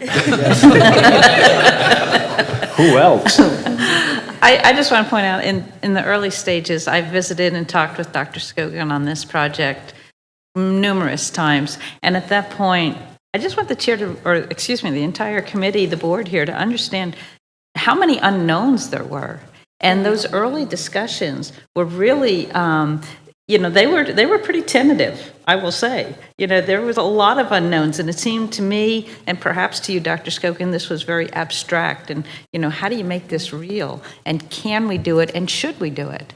And I say we, as in Bismarck State College. I just want to commend Dr. Scogan. We're looking at, an operation that has started from nothing in a foreign land, a very far away time zone, and all the hurdles that you've met. And I personally would like to congratulate Dr. Scogan and his entire team. It's quite remarkable. Thank you, Kathy. Well stated. Thank you, and I want to thank you. I remember coming to Tioga, sitting in your office and getting your advice on how we move forward on this, so I appreciate that very much. Thank you. Jill? Yes, just congratulations, Dr. Scogan. I had an opportunity to meet Becky Collins last night, and if her enthusiasm and energy is indicative of what's going on within the program, it certainly speaks well. So congratulations. Always appreciate initiatives that involve this state building bridges with other economies and other countries. Very, very important politically. Thank you. Thank you, ma'am. Thank you, Larry. Thank you. I envy your comfortable shoes there. I'll show you my socks, too. Happy socks. Great job, Larry. Thank you. We're hosting Science Olympiad today here on campus, so we have all kinds of high school students running around, so I wore my Einstein socks for their benefit today. Thank you. Chancellor? Thank you, Dr. Scogan. So next up is one of the research institutions, and I also heard her brief to the legislature. Some great stuff going on there, so Dr. Henley, go ahead. Good morning, Chairman Morton, members of the committee. My name is Dr. Amy Whitney, and I am the director for the UND Center for Innovation. And I'm actually new to North Dakota, so I moved here 9 months ago in July to take the role as the director at the UND Center for Innovation. And when I was interviewing for the position, one of the things that was very exciting to me is I've been in the entrepreneurial space my whole life. I grew up in family businesses in northern Vermont. My dad was a dairy farmer. My grandfather sold coal and oil. My grandmother owned a pool business. I mean, you just did all this, right? You worked in these family businesses. So entrepreneurship was something that was very natural to me. But when I was looking to move to a new opportunity to challenge myself through my doctoral work, this position excited me because innovation is something that is very important to me. It's always been a part of my life. And innovation is a continuum, and it's about finding opportunities to do something new and exciting. And the UND Center for Innovation, for those of you who don't know, is actually 32 years old and is at a point in its life cycle where it was asking, and the university was asking, what can we do differently? How can we take advantage of the work that this center has done to promote economic opportunity in North Dakota and build on that, both with the resources and the ecosystem here in North Dakota, but also with the resources at the university. And that's something that I'm excited to be a part of and be leading the effort at the Center for Innovation on campus. So for those that aren't familiar, one of the things that we've spent a lot of time doing over the last 9 months is really solidifying as part of that future vision for the Center for Innovation is, what do we stand for? What's our why? And so part of that is making sure that we have a very clear vision and a very clear mission as to what we do and how we're going to do that. And our vision is that we truly do want to be the principal leader guiding innovation in the Northern Plains. And that's a very strategic vision for us that's very broad and big, but we want to make sure that we know that people realize that we're not just a center that focuses on Grand Forks, that we do care about the communities around us outside of just Grand Forks. Our mission is to advance the creation and development of innovative and entrepreneurial ideas, businesses, and products. And we do that in lots of ways, and we'll talk about that and how we do that over the course of the next few minutes. One of the things that I am very keen on is when we think about our mission and our vision, making sure that we understand that we have core values that guide the work that we do. And this is something that I've worked with our staff on since I've joined the center, to make sure that the staff that we're working with really truly understand how we're going to do that work and get to that why for us at the center. So it's really important that we work collaboratively and that we work across disciplines when we're on campus, that we work across industry sectors when we're working in the community, and that we show that and demonstrate that in the work that we do and the programming that we support. We also want to make sure that we're creating a culture of innovation and entrepreneurship. It is a continuum. You can't just start a business just for the sake of starting a business. You have to have an idea to be able to do that. And so we want to make sure that we're creating the opportunities to identify those ideas. And oftentimes that happens through that collection, that collaboration, or those connections that may not often make sense. But we're like, what happens if we put those two things together? So I want to make sure that when my staff and when the center is a part of different programs, that we're creating that opportunity for collaboration and connection so that we can find those new ideas and then move them forward. So part of creating opportunity is thinking about it from a continuum. And so I like to think about how we do that. And so when we think about innovation, like I said, it's about those ideas. And we do that in a couple different ways with some of our programming. I'm very excited with the faculty research that's happening on campus. So in my 9 months at UND, it's been great to go out and really talk to the faculty in every single one of the colleges that we have on campus and really get to understand what it is that they're working on and the ideas that they have, and understanding what is it that we have happening on campus. There is so many great research opportunities that have amazing potential, and I'm looking forward to having the center play a role in moving those ideas forward, whether it's collaborations with industry partners or if faculty members want to actually move those ideas forward with their own startups, spin-offs, whatever those may be. The center is going to be a resource to help them do that. One of the other pieces to innovation as well, and a new service line that we have at the center, actually speaks to our role in supporting the One UND strategic plan around experiential learning, and how the center will play a role in supporting student learning and high impact practices.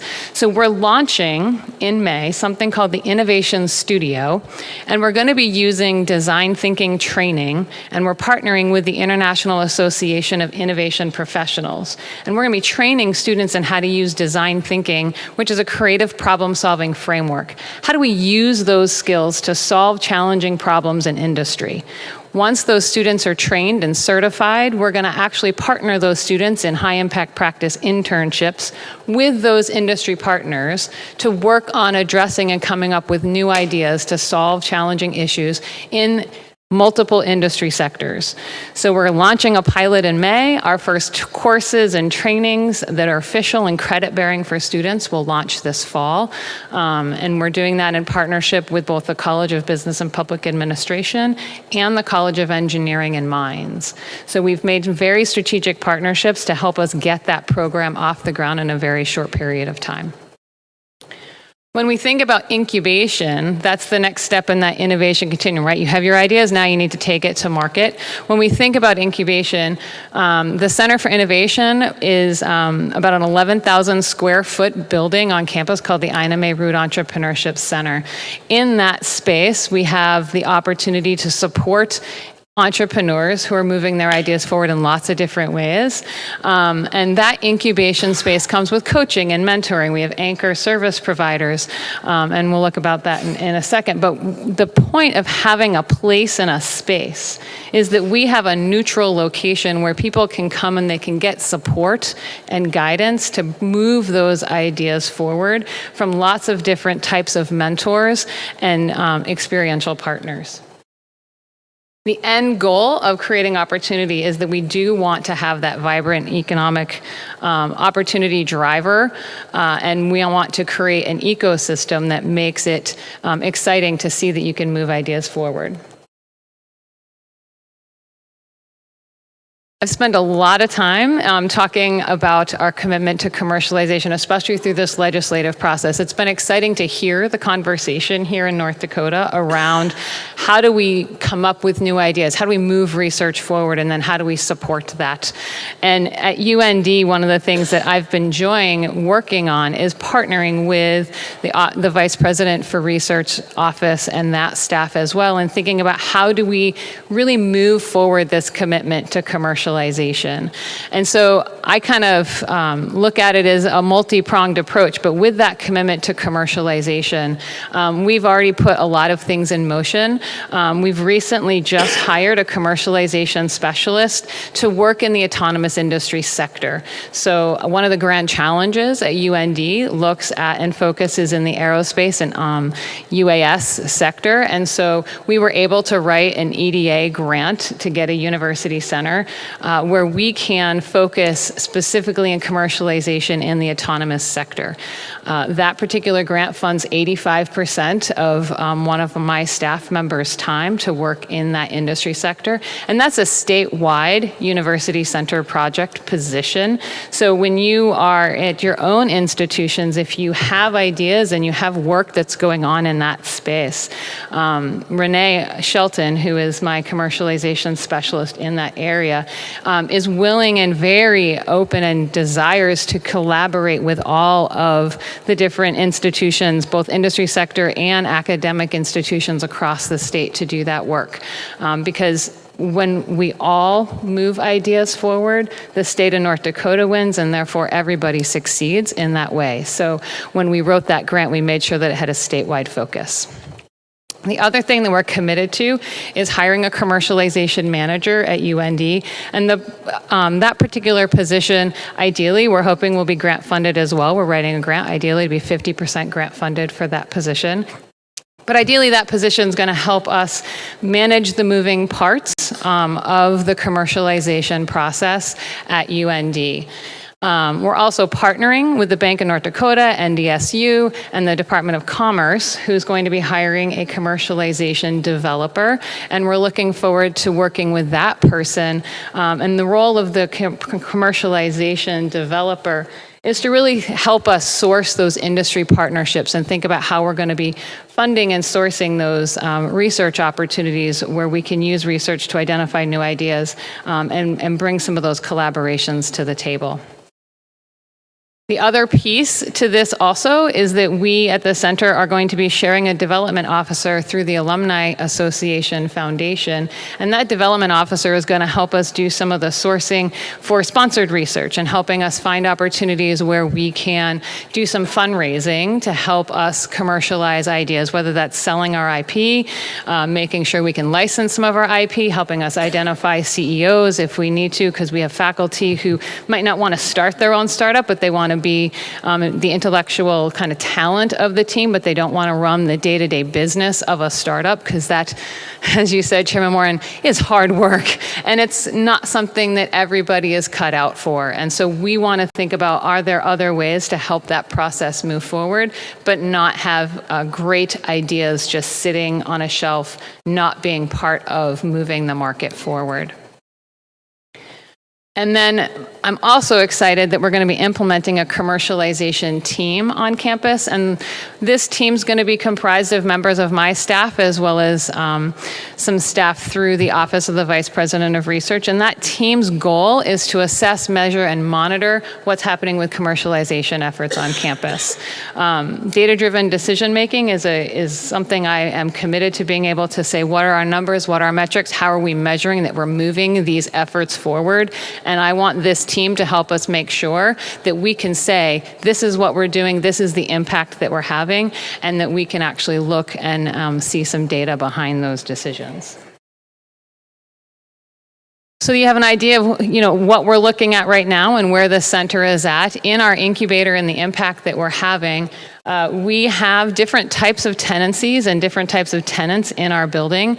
And so at the moment, we can actually, we've been able to, we have 109 people employed by the various companies that are members of our incubator.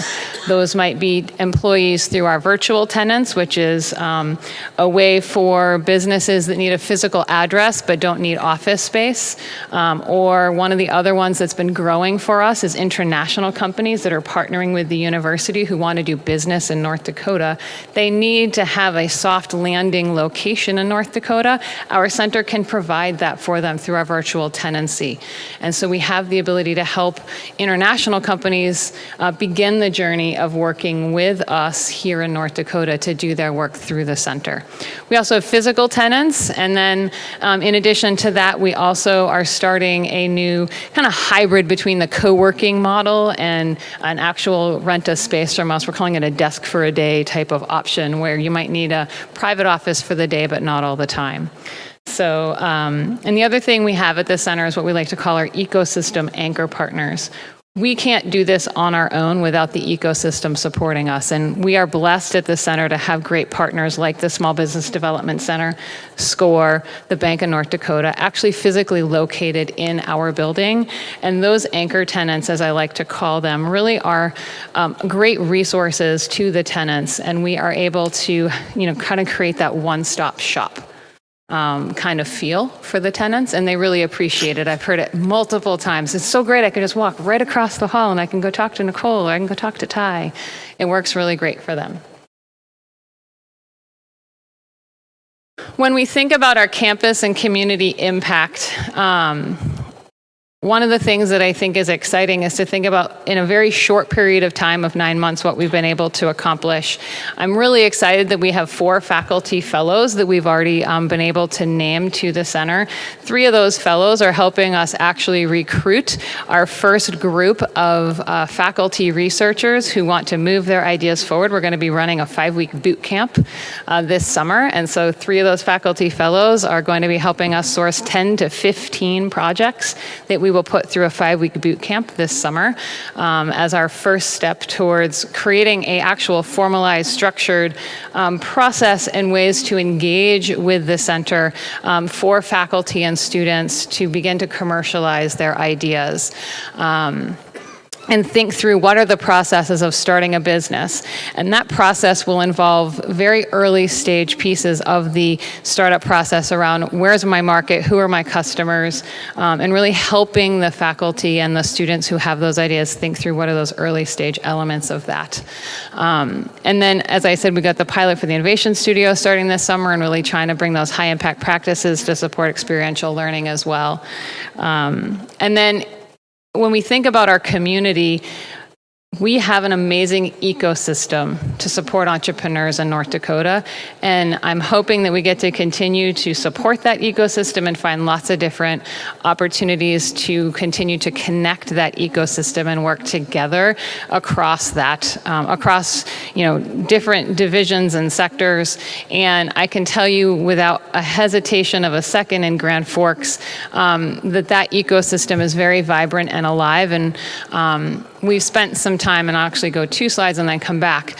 But the Grand Forks entrepreneurial ecosystem has a really strong working relationship. all parts of that ecosystem. And this map and picture kind of shows some of those major partners within the Grand Forks region. And we're actually working on almost a statewide map right now as well. That's something that we're working on at the center. But one of the interesting pieces of this map is when it was designed and developed, and it was put together by a student who actually now interns in my office, but was an intern at the Grand Forks EDC this summer, and she developed this map. She wanted to really resemble and really put forward on this map that it's a Venn. And the ecosystems are about connecting. And even though you've got the campus part of the ecosystem over here, and you've got the downtown development and economic agencies that tend to be in the downtown area, we have found ways to collaborate and connect. And that, she was really trying to make sure that we showed that in this map.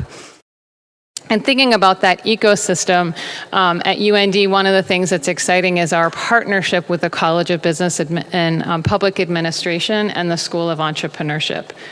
Dean Henley and I both started at UND almost at the same time. I started in July, she started in August. And one of the things that's been great about her and I working together is that we do share a common vision that entrepreneurship is something that should cross the entire campus, and that it's not something that just sits in a College of Business. And we take our roles and think about how those two pieces of the School of Entrepreneurship being in the College of Business and the Center for Innovation sitting outside of the College of Business underneath the Provost's office, how that's actually a very smart decision that UND has made, because what we're doing is we're symbolizing that through the College of Business, that's a great place to gain your academic learning and foundational knowledge through the School of Entrepreneurship in the College of Business.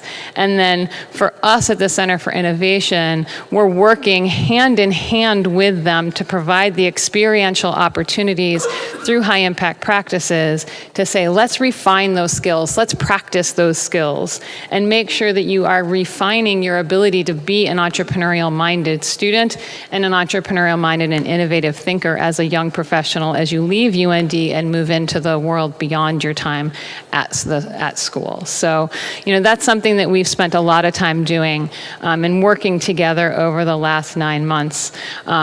Another exciting piece to this journey with the College of Business is that there is the entrepreneurship minor has been approved through the College of Business and Public Administration. That entrepreneurship minor is an exciting opportunity for us to work together to really make sure that those entrepreneurial skills are going to be something that every student will have an opportunity to combine their foundational knowledge, regardless of their discipline, with the minor in entrepreneurship and be able to build those entrepreneurial thinking skills. So a lot of exciting things that are happening in the commercialization and entrepreneurial and innovation space at UND, and it's exciting to be a part of that and to help lead those efforts at UND. I'd be happy to take any questions, hear any comments. Thank you, Dr. Whitney. That was excellent. And I understand you left Grand Forks at 5 a.m. this morning, so you've already put in a long day. I did leave early this morning. Question, President Kennedy? Farm girls know how to get up early.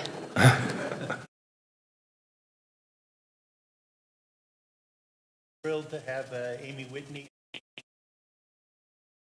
You're doing a great job of advancing, as you said, the innovation and entrepreneurship. And important for us is making those ties back to our research, because as I've presented many times before the legislature, the more that our Center for Innovation is tied into the university research, the more likely that those entrepreneurial companies that emerge are going to be lasting, more vibrant, attracting venture capital and creating new public companies that will drive the state forward. So thrilled to have Amy Whitney with us here today and with us at the university.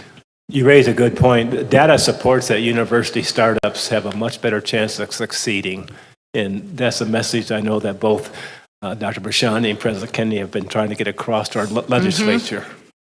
They absolutely do have a much greater success in the market. And a lot of that has to do with the ecosystem and the coaching and the mentorship and the support that we can provide along the way to help them through that journey. Any other questions or comments? Mr. Chair, I would just add and commend Dr. Whitney for her business community engagement. I've seen your presentation a couple times now, and it's really exciting with the new mission, vision, and values that you guys are driving, and it's kind of exciting to see things really coming together. So congratulations and great job. Thank you, Mr. Hacker. Anybody else? I know our Department of Commerce has to be excited about the commercialization. They've been driving that. Well, thank you very much. Have a good rest of the day. Turn back to the Chancellor. Well, he needs no introduction. Dr. Prashani had some major successes as well in his field of the business school and entrepreneurship. So, well, for the record, I want everyone to recognize that I'm all about backing Larry Scogan. So I have purposely worn a nondescript gray suit, have painfully formal shoes on, and black socks. There for you, dude. Well, Dr. Whitney's presentation was a fantastic lead-in to a little bit more focused topic I want to talk about, but very reflective of the thorough backgrounding she gave you on entrepreneurship. And as you know, about, I suppose it's approaching 20 years ago, NDSU launched into the creation of a research and technology park. And over the next 10 years, that park was extraordinarily successful. In my experience with the Research and Technology Park in the Raleigh-Durham area, more took place at NDSU and Fargo in 10 years than took place in 30 years there. Now that obviously has grown to the mothership of all research and technology parks, and so we'd be a baby in size and scope, but very North Dakota scale, very successful in a short period of time. The park initially started out as a property development experiment, trying to lure major national and international firms to our area to integrate with our R&D activities, to provide student internships, et cetera. Quickly spawned a business incubator that for at least the half dozen years now has been operating at full capacity with a waiting list. And you know you've hit the sweet spot when the Bank of North Dakota comes and asks if they can have an office in your business incubator so that they can better connect with some of the firms that are graduating and maturing out of there. So it's been a very exciting sense. We've also been very fortunate. NDSU started academic programs in entrepreneurship quite some time ago, at the same time coordinating with local business leaders and some rather visionary people looking for ways to diversify the economy of the state of North Dakota and seeing Fargo as a potential catalyzing agent in that. We've been fortunate, but the environment we've created has been very purposeful, oriented toward young college age and recent college graduate entrepreneurs and business startup individuals. We're challenged. Our state obviously has limited, at best, venture capitalist capacities. So that focus has been particularly on small entrepreneurial startup ideas. The university, in combination with those business leaders, has matured that environment in a way that we've been very fortunate to receive a lot of national press on, being one of the hottest towns in the nation for young entrepreneurs, for business startups, for young people starting their careers, for quality of life. Obviously, all the good things about North Dakota complement that, and we've been very fortunate in that sense. Also, starting up a number of programs to bring entrepreneurs together to help mature each other. Probably the keynote, aside from the TEDx talks and things like that, has been a national program called Million Cups, which is the bait to get people there is free coffee. What happens there, though, has turned into an event that draws 200 to 300 people every 2 weeks. And it's basically either people who are doing startup entrepreneurial activities or people that want to, or people in between that are starting but hanging up on problems and challenges. And the format is very simple. It's short, brief, concise presentations on either what you're doing or what you need help doing, in the hopes that somebody in the audience can provide you mentoring, assistance, insights, experts to go to. And it's been very exciting to see that grow and consistently draw people. And what's really cool is it's not just a bunch of young entrepreneurs that show up for this thing. Some of our state's biggest business leaders show up because they're excited about what's happening. They want to be engaged. They want to see emerging business opportunities in North Dakota that they could become a part of or invest in, and very exciting in that sense. That's a long-winded way to leading up to talking about what now is a considerably more maturing entrepreneurship academic program at NDSU. As all those things were happening, we realized that what we were doing was complementary to that, but far too pedestrian for where we want to see the entrepreneurial environment in Fargo go. And so we started looking at formalizing that. How could we formalize that? And how could we get into it in a big way? Well, helping us get into it in a big way was a private entrepreneurship-oriented business leader who remained anonymous but provided a $6 million endowment to get that much larger scale program. The individuals weren't interested in gradually growing on entrepreneurship academic program. They wanted to jumpstart it to a level that would be competitive nationally. Boy, that sounds great. When somebody gives you $6 million, how can you go wrong? Well, what we found is to find talented academicians with also a material experience in entrepreneurship. These are highly sought after individuals nationally. And we spent about a year bringing people who would come. We'd offer them the position of the director of the program, and their campus would make a counteroffer that we couldn't touch. And it happened time and time and time again, in spite of the fact that we had a very attractive environment to initiate a much more formalized program. We did just in January finally succeed in tapping into one of those individuals. His name is Scott Meyer. He would be here today, but he's actually teaching class. Scott has a national and actually international reputation, both as a serial and successful entrepreneur, but also as an expert in the field. And when very high energy young man, and we're very excited about what he's going to be able to do. That endowment that I talked about provides a yield that about $250,000 annually is spendable off of that grant or that endowment. $100,000 for faculty, about $100,000 for student scholarships, and about $50,000 for activities and programming to get those students either engaged on campus or, quite frankly, doing a lot of travel with students, taking them to hot entrepreneurial locations and business startup environments so they can have a hands-on experience toward that. The name of the program is the President Jim Osmond, the name of the individuals, the title I should say, is President Jim Osmond, Director of the Entrepreneurship Initiative.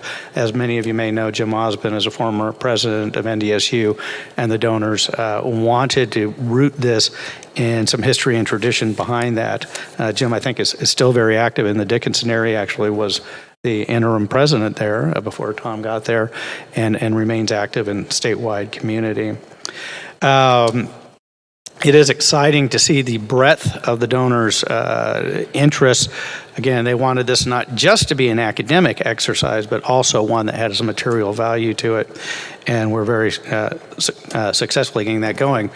Now, where it comes full circle is, and as much as the intention of UND is, Scott was already familiar with many of the leaders of the entrepreneurship activities in Fargo, particularly Greg Tevin. Many of you probably know Greg. He's kind of the local Pied Piper of entrepreneurship.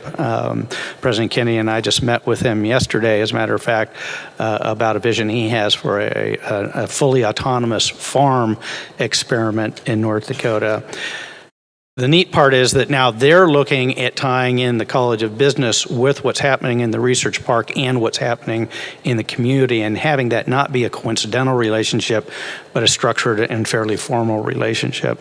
Student reaction to this has been fantastic. We had about 30 students previously in the academic program. That has already swelled to 50. One course alone, an entrepreneurship seminar, when it was advertised, we were anticipating 25, 30 students. 180 showed up the first night. Kind of hinted to us that we're in the right zone. Also, it was a giant headache because we had to find more faculty to teach that. But these are great problems to have.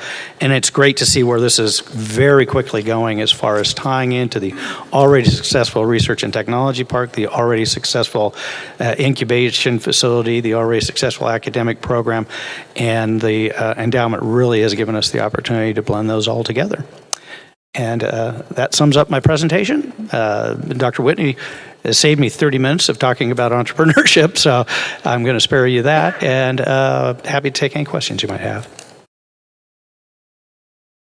Can you talk about the recent big grant from Yes, thank you, Chair Morton. Very fortunate, easily the largest academic grant in NDSU history. The Challey Program for Business Free Market Innovation, $33 million grant that we anticipate will in the very near future grow to $50 million. Illustrative of that, the initial lead gifts in combination were $27 million. Someone completely unaffiliated with NDSU heard about the focus of the center being on free market economies and committed $5 million more. We don't even know who this person is or how they heard about the program. We will go from not having an academic and research function in the area of free market economies to this being the 5th largest in the nation the day we turn the trigger on it, which will be here coming up in the next few weeks. Very exciting compliment, obviously. That one is very academically focused on research regarding free market economies, but it couldn't be more pertinent to a state that's commodity-based, and free market economies are extraordinarily important, particularly in energy and agriculture areas. Thank you. I think you and President Kennedy both need to be commended. You've recruited some very good people to North Dakota. Dr. Whitney, obviously, and then our dean of business at the College of Business at NDSU, just doing an outstanding job, Scott Bueller. Thank you.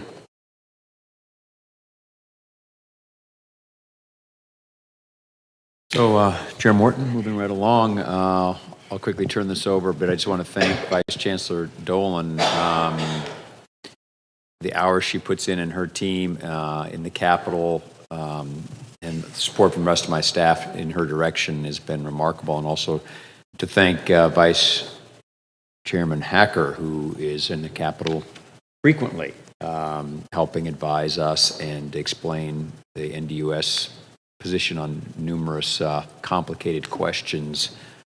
So again, over to you, Dolan. Thank you. We are coming upon the end of the second period of the legislative session here fairly shortly. We actually have had several bills that have passed over already and been signed by the governor. However, we're still tracking quite a large number of bills, many of which will end up in a conference committee if they are passed. So that'll start, I've been told that they'll start having some conference committees next week. But for right now, I just wanted to, you have the document, you can see which bills have passed, and we've got a lot that did not pass that we were tracking. There are a few that are still in the hopper, so to speak, that I wanted to highlight, and then if there are questions on any other ones, please let me know.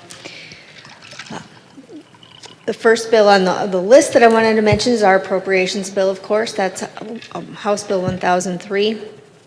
Just yesterday was the first subcommittee meeting on the Senate side to start the discussions on what the Senate may or may not do with our appropriations bill. I know that we'll have meetings next week on that as well. They're going to have to make some decisions. That is one that certainly will be in conference committee and will probably want to be one of the last bills that's passed by the Legislative Assembly. It typically is on the last day. So we're continuing to work on that, getting very, very favorable feedback from all of the presentations by the institutions that were made. And so we look forward to working with the Senate on that in the next few weeks. There are still two bills alive that deal with skilled workforce, either loan forgiveness or scholarships to attract students and graduates into workforce need areas of the state. One is House Bill 1171 and the other is Senate Bill 2039. And both of them take a little different track on the same end goal. And I believe in the end we'll end up with one bill more than likely, and it'll maybe be some combination of either one of those programs. And that is, it lines up well with an initiative that was approved by the board for us to pursue, which was a skilled workforce scholarship program. And so we've got a group of people working very closely on that, and with a lot of support from various multiple presidents along the way. Let's see. We still have House Bill 1333, which is the Legacy Innovation Fund for Technology, or the LIFT program, that is a research bill dealing,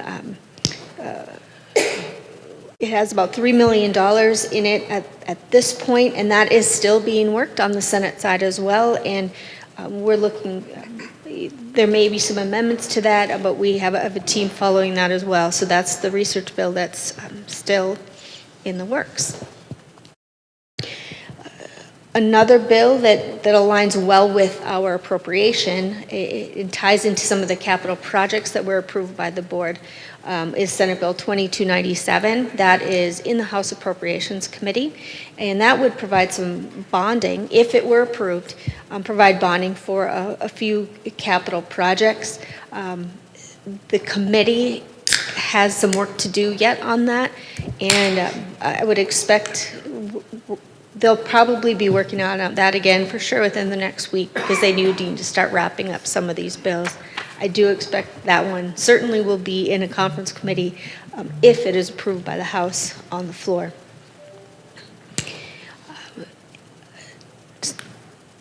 Senate Concurrent Resolution 4016 is still sitting in the Judiciary Committee. There was a hearing on that recently. That is the bill that some people have talked about already today. That would expand the membership of the board from 8 to 15 members, and would extend the terms for board members from 4 years to 6 years. Keep in mind, this bill, even if it's approved, which it hasn't left the committee yet, so there'll be a vote at some point on the House floor on the bill, but it would be a constitutional change. So that would have to go to a general election in 2020. And so the earliest, if it were approved by the voters, it would go into effect would be into 2021. But so that's another one we're watching closely. But even if it's approved, we've still got a ways to go, and a vote of the people of North Dakota before that would even go into place. And then there's another bill that I wanted Vice Chancellor Johnson to talk to you about. Senate Bill 2320 deals with free speech, and she's been working very closely with that, and there's a few things that'll probably come before the board shortly, and so I don't know, Lisa, would you be able to explain that a little bit?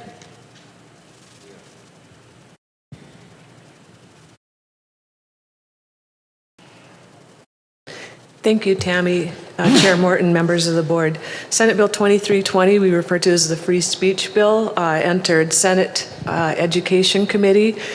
It had a number of sponsors that are very education-friendly. It was clear that some form of the bill was probably going to advance, but it largely designated free speech and free expression rights to be moved into state statute through the bill. The university system supported the bill, but asked for amendments that much of that language, some of that finite detail, would be moved to board policy. At that time, no board policy was drafted for the Senate Education Committee's review, but they did accept those recommendations. Those amendments were put in that we'd offered to them. And so then the bill moved to the House Education Committee. At that time, we felt it would probably be appropriate to have a draft of what that language might look like, kind of moving that language from the bill into board policy. But we did not have permission from the board to distribute that. So when we met with the Academic and Student Affairs Committee, we shared a draft of that with them and just asked permission to distribute it, not stipulating that it had been approved by the board, but rather that it could demonstrate that the university was responding to this concern about free speech and free expression, and receive permission to do so, to share that. It's not being presented. I have it with me today. We're not asking to have it as a first read or anything by the board today, but it was shared in the House Education Committee. There were concerns, one of the things that the committees had asked was the number of incidents, and I feel like it's important to share with you today. As part of our testimony to the Senate Education Committee, the question was how many incidents of violations of free speech had been committed at our institutions. And I'm pleased to report that no substantiated reports of violations of free speech had been reported at any of the 11 colleges and universities. A further concern was if there were reports, were the campuses suppressing that? Were they dragging their feet in terms of one of the allegations was that campuses could, once students graduate, they don't have the ability to sort of continue bringing these charges. And again, there were no reports of those incidents that campuses were suppressing free speech. I think it's important today to also just share with the board that testimony was supplied, or a letter was supplied by the Council of College Faculty supporting the university system and the board's willingness to draft this language and adopt this language. Testimony was provided by Birgit, Dr. Pruess as a faculty member, as well as the Student Association, and you'll probably hear from Mr. Jared Melville today in terms of their resolution supporting the system and the board's approach that this language regarding freedom of expression on the colleges and universities and of the North Dakota public institutions be under the board purview. So just to conclude, we had testimony on Tuesday, so a decision has not been reached and has not exited the House Education Committee. I'll stand for questions before leaving the podium if there are questions from board members. I do have the draft policy, again, just reiterating it's not for a first read, but it permits us to share that. And I felt like that demonstrated the system and the board's attentiveness to this.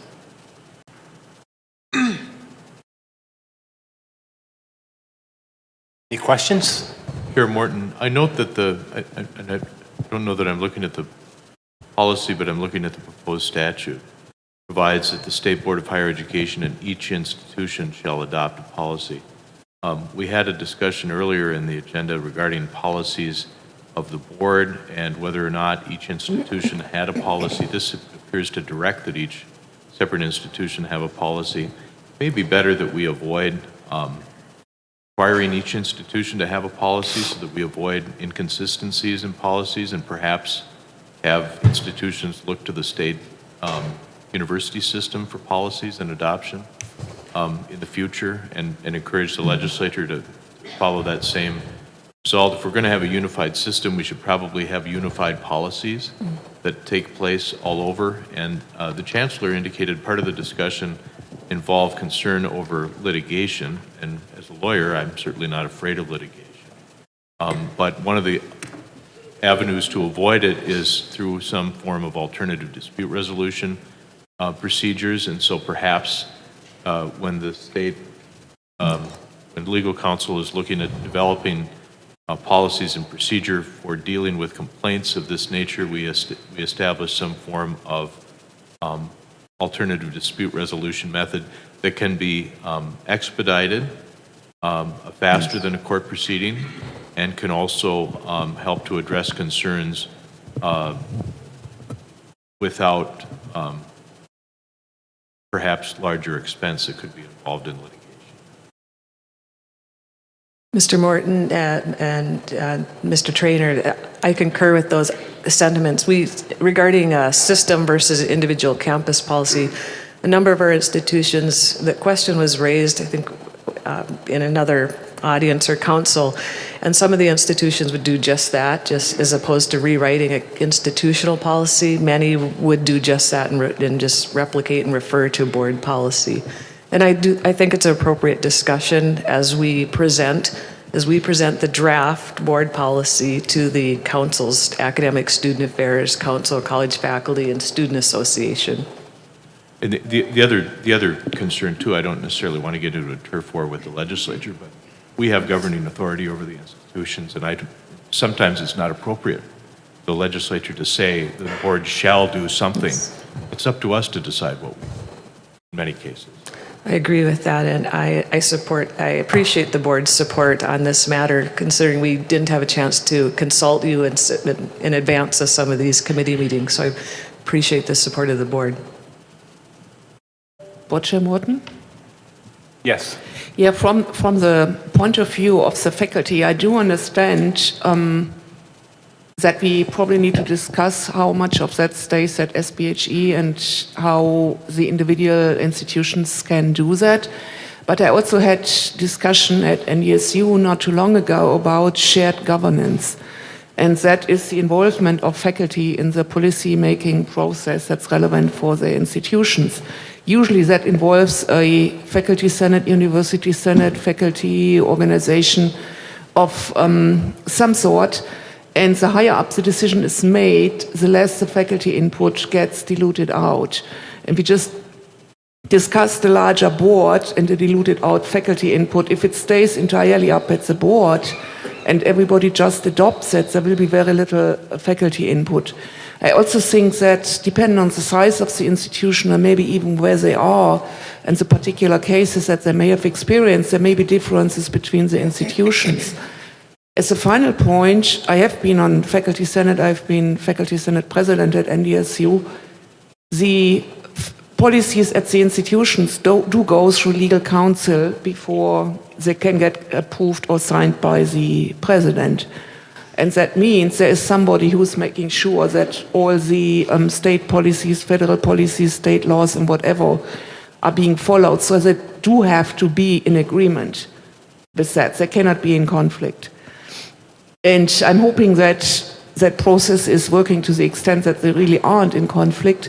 But there may be ways how one can be in compliance and still have at a smaller, maybe be more restrictive in some direction or another. And I would leave some of those smaller decisions to the campuses. Mr. Morton, if I could follow up on one additional comment made by Mr. Traynor, and I think this speaks to a comment that he had made regarding the board's role in governing free speech.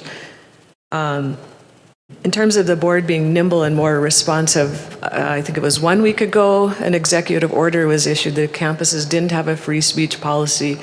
Campuses would risk access to federal funds, for which many of our institutions do receive federal funds that could be impacted.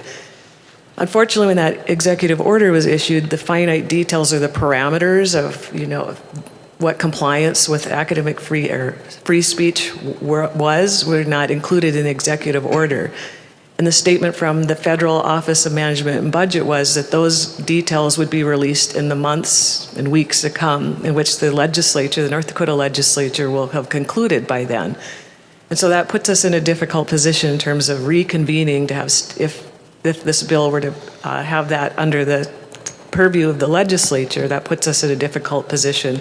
Whereas we can make the case that the State Board of Higher Ed can more nimbly respond to those parameters, those guidelines when released from the federal government and for compliance, and to therefore continue the federal funding that's attached to that executive order. And so that's a case that we'll continue to make as we work with the committee. Well, that seems appropriate since the State Board of Higher Education is responsible for higher ed, not the legislature. Yes, sir. The legislature is responsible to fund us, but we are responsible for policy. Yes, sir. So we're respectfully supporting the request for the inclusion of language. We're putting that under the purview of the board. So thank you. And thank you to General Counsel who helped us in preparing for the committee testimony, as well as my colleague, Katie Fitzsimmons, who helped prepare as well. Thank you. Lisa. Chair Morton, if I could just thank Vice Chancellor Johnson. It was not a fun time hearing. It went on for a couple hours, I think, and she was getting pummeled left, right, and center. Dr. Pruss came to her assistance on one or two things, and Chairman Owens even said later, you held it very well under the pressure. So it was very passionately held by the legislators. So thank you again, Ms. Johnson. Okay, we will proceed. Just a heads up. Come hell or high water, we're having lunch at 11:30, I'm told. 11:15. So we're going to move right along. The NDSA. Ashley, are you doing the report? Or is I'll pass this over to Jared, yes. Thanks for joining us, Jared. Absolutely. Good morning. I'll keep it brief. Chair Morton and members of the board, my name is Jared Melville and I serve as the president of the North Dakota Student Association. There are 4 items I'd like to report to you this morning. The first of which is that students from across the state will be convening tomorrow at the University of North Dakota for NDSA's March General Assembly meeting. Topics on our agenda include the consideration of creating a diversity task force within the organization, as well as creating a new separate organization for students who are graduating from the university system and have been involved with the North Dakota Student Association. Additionally, students will consider and discuss digital privacy and security, how the organization can connect with online students, Blackboard and campus connection updates, and mental health and wellness on our state's campuses. Our guest speaker on Friday is Mr. Charles Stroup, a former state board member and one of the founding members of the North Dakota Student Association from 1969. NDSA, our second item to report, relates to governmental affairs. NDSA hosted its first higher education social event on March 7th at the Heritage Center. Students representing student government associations from the state's 11 campuses, most of them were able to attend that evening and had the opportunity to connect with legislators and share their concerns with them directly. Thank you to Vice Chair Hacker and members from the System Office for attending. We're currently soliciting feedback from students who attended in order to improve the event in future biennia. Also, as stated earlier during today's board meeting, NDSA has adopted several resolutions in consideration of legislation being considered by our assembly this year, the State Assembly. And one of those items relates to Senate Concurrent Resolution 4016 regarding membership requirements for the state board. We have adopted a position requesting the legislature to consider amending the resolution to add an additional student member for the board in consideration of the fact that as the resolution is currently proposed, it would effectively double the size of the board without maintaining a proportional level of student representation. It is the position of the Student Association that that could have significant complications or lead to a transformation on the culture of the state board, and therefore we'd like to maintain an equal level of representation. Whether or not this would invite additional considerations of should we create a division so that one of these student members comes from a research institution or a research background and the other from a non-research background, that will be up to the Judiciary Committee in the House for consideration. We've also approved a resolution regarding Senate Bill 2320 about free speech on college campuses. Our organization has adopted a position closely aligned with what Vice Chancellor Johnson has stated previously. Our position is that as students, we believe that we would have a greater ability, we believe that a free speech policy for college campuses would be more reflective of a contemporary environment on campuses if it is governed by the state board. That is because throughout the policy's development process within the board, students would have a greater ability to supply input, whether that's through the university systems councils or through our student member on the State Board of Higher Education. The third item I'd like to report on today is that members of the NDSA executive team will be traveling south to Spearfish early next week to meet with the South Dakota Student Federation, which is South Dakota's closest equivalent to NDSA. This will be the first of hopefully several productive meetings between our two organizations. And then fourth, elections for the 2019-2020 executive team will take place during NDSA's April General Assembly meeting at Minot State University. And the organization will also nominate 3 students for consideration by Governor Doug Burgum as the next student member of the state board. I'll be happy to answer any questions you have today. Any questions of Jared? Jared, thank you for your work on behalf of NDSA. You do go to class occasionally, is that correct? I am taking most of my classes online, but I do have one Monday evenings. Good. Very good. Yeah, I just want to say briefly, I really appreciated your testimony. It was very well done, very well phrased, and it aligned with many of the points we had made before, also brought a couple of more, and it got the focus back on people and on students, which is what education is about. Thank you. And I think as a board, we're very supportive of more of your initiative around students. We've had tremendous success. Our student members been invaluable. We just had some great ones. And then Ashley tops them all. So we've been very fortunate. Thank you. CCF.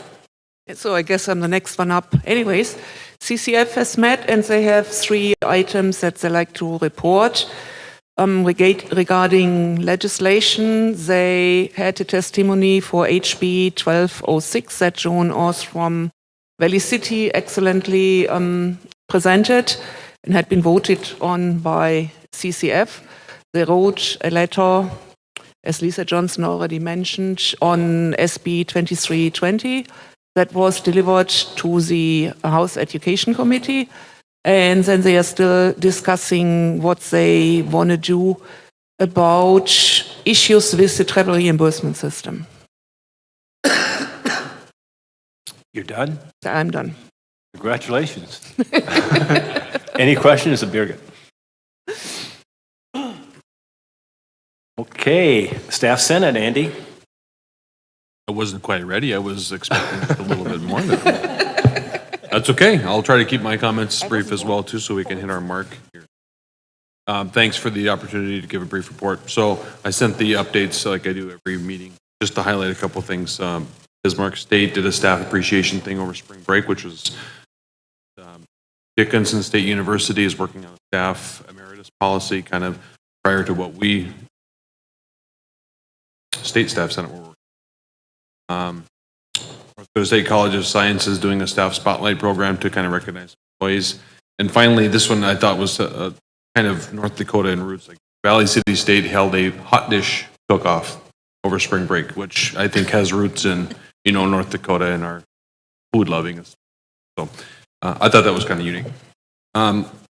Moving on, State Staff Senate lost its leader here recently. His name was Cole Kruger. He's stepped away from Minot State to take a job in the private sector. So Cole is no longer the president of State Staff Senate. From Mayville State, Misty Worry stepped up to fill in his vacancy for the rest of this year. So we'll be working with Misty next couple months. We also had a discussion on an employee survey topic we've been discussing for quite some time, and I'm glad to hear the board looking at some survey options for employees. So thank you very much for bringing that up, and we look forward to engaging with the board and the system office and trying to gather some information, make the system a stronger, better system. And lastly, I kind of missed this last meeting, but the staff emeritus policy passed, which I guess I didn't miss. I didn't catch that completely last round, but thanks for the work on efforts on that. I think that's a way to give some recognition to some employees, let the campuses choose their parameters, so to speak, of recognizing employees that have long served the colleges. And that's it for me. It's time for any questions if anybody has. Any questions of Andy? Thank you. Before we proceed, Kathy does have an amendment to her previous report. Is that correct? I do, Chair Morton, if I may. Yes, please. All right, thank you. During our morning break, Chair Morton, I was questioned why I did not mention the special audit committee meeting that was held yesterday. The full board was noticed of this meeting. This is a special meeting of the audit committee. It's dealing with a report from the state auditor's office. Everybody has the notice. I just want to point it out. There was no intention to gloss over that. I was advised by our audit counsel it either could be mentioned or not. So for full information, the meeting was held, the report is in draft form, and our committee will continue to work on that. When it is complete, that information will come directly to the full board as audit committee reports to the board directly. Good. Thank you. Any questions of Kathy? Okay, before we proceed to public comment, I would like to recognize Brian Van Horn. Today is actually his first year anniversary. So Jerry and Ellen, would you pat him on the back on behalf of all of us?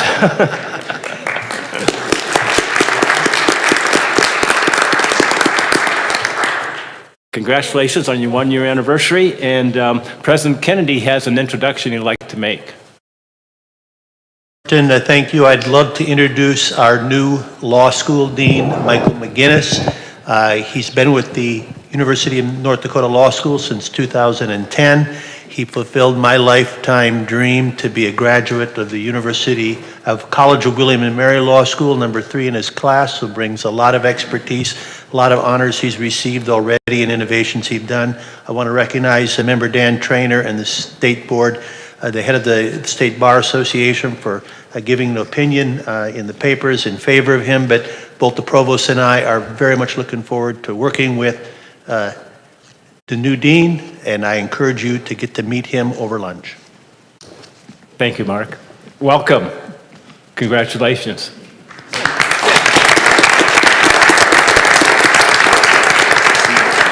At some point as a board, we'd like to talk to a faculty member that had Dan in class. We want to get the straight story. I don't think there are any professors left except for Patty Oliva. Dan, do you have any comments? Yeah, I just, in my law office, I got the annual report from Chandeska Chicana Community College. I don't know that we get this information at the university system office, but we should probably reach out to the tribal colleges and get on their lists so that we get this information and share it with board members, because I think at least, of course, I see a lot of familiar faces here from Fort Totten, but it might be beneficial for us to be aware of what's going on at the tribal colleges around the state. I'll give this to Christy so she can distribute it to the board, but maybe once the legislature is out of town and life gets back to normal, we should contact the tribal colleges to get on their list. Thank you, Dan. Nick, did you have an item? Yes, just an announcement and an invitation that you will receive. I think Terry has them here. The Western Interstate WICHE Commission on Higher Education will be meeting here in North Dakota in Bismarck in May, and we invite all board members to attend if they would like to. Invitations are being extended to, I believe, the institutional presidents as well from the chancellor.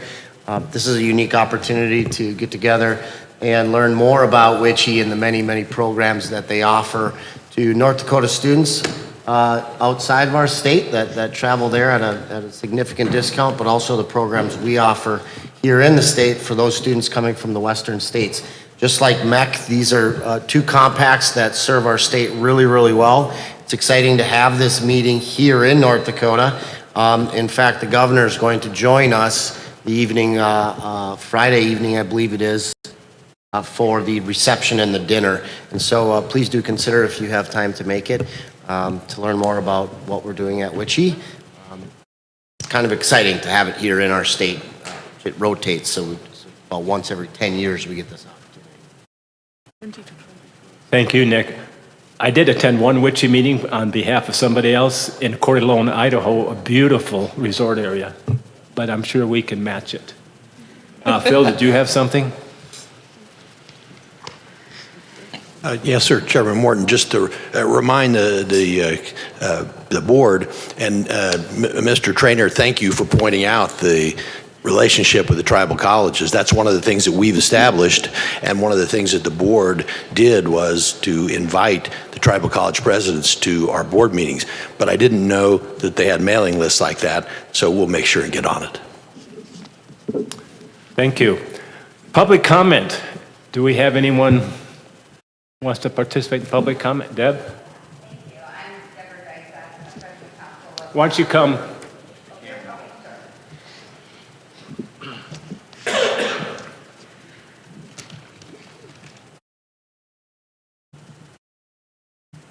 Thank you. I'm Deborah Dykseth. I'm president of Council College Faculties.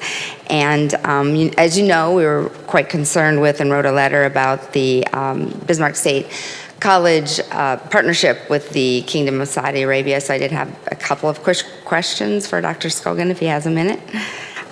Two questions. My first question is, it sounded like you're putting a lot of energy, effort, and time into this project, and appreciate the female part of it. you've got attorneys, you're spending a lot of time on it, a lot of your staff are spending a lot of time on it. How do you feel that this is an advantage to your current Bismarck State College students? Other than the financial aspect.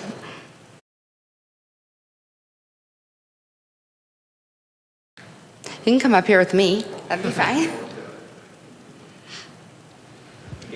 Check, 1, 2. 1, 2. There we go. Okay. Number one, other than the financial, I mean, this is what we entered into an RFP is for financial reasons. And so we expect, we don't know, it's a startup. We expect that we will have some financial benefit eventually that comes to the campus directly.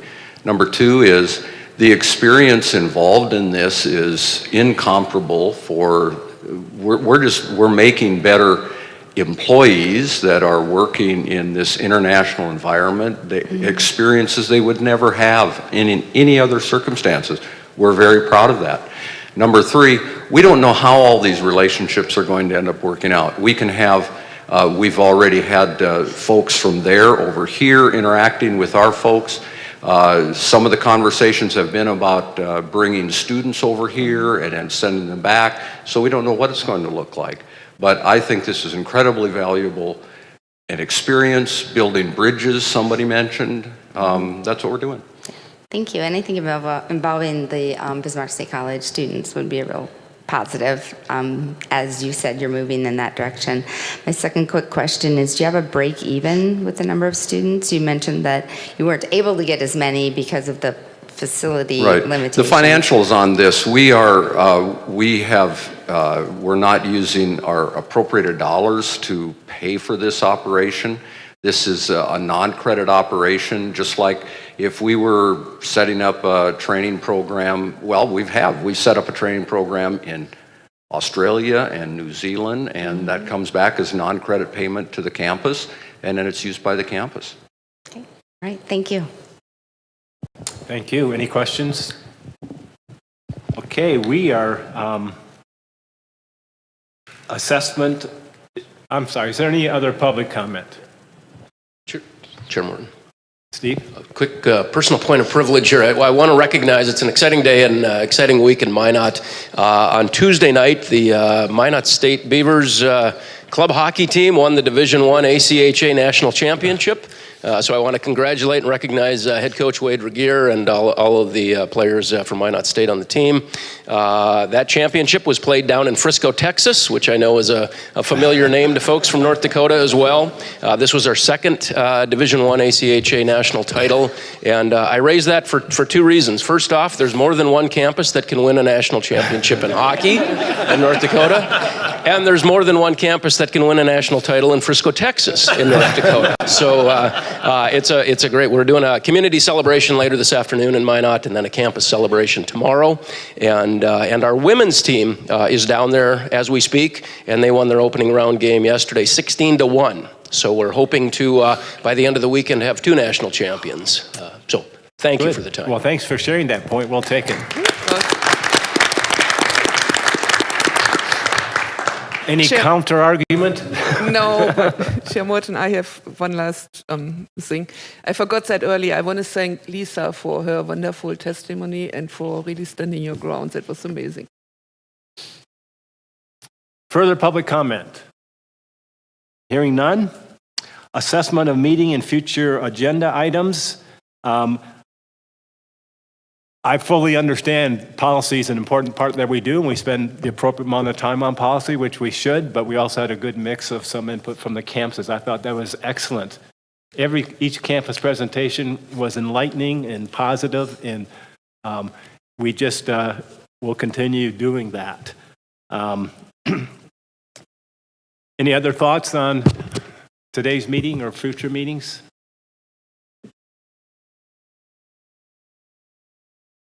Yeah, well, I did mention earlier, you've got a short memory, don't you? We just want people to check their schedules. If for some reason that's not doable, to please let us know. As stated earlier, April 25th will be a digital meeting. and we'll meet in person in May and June. I think that's it. Meeting adjourned. Lunch.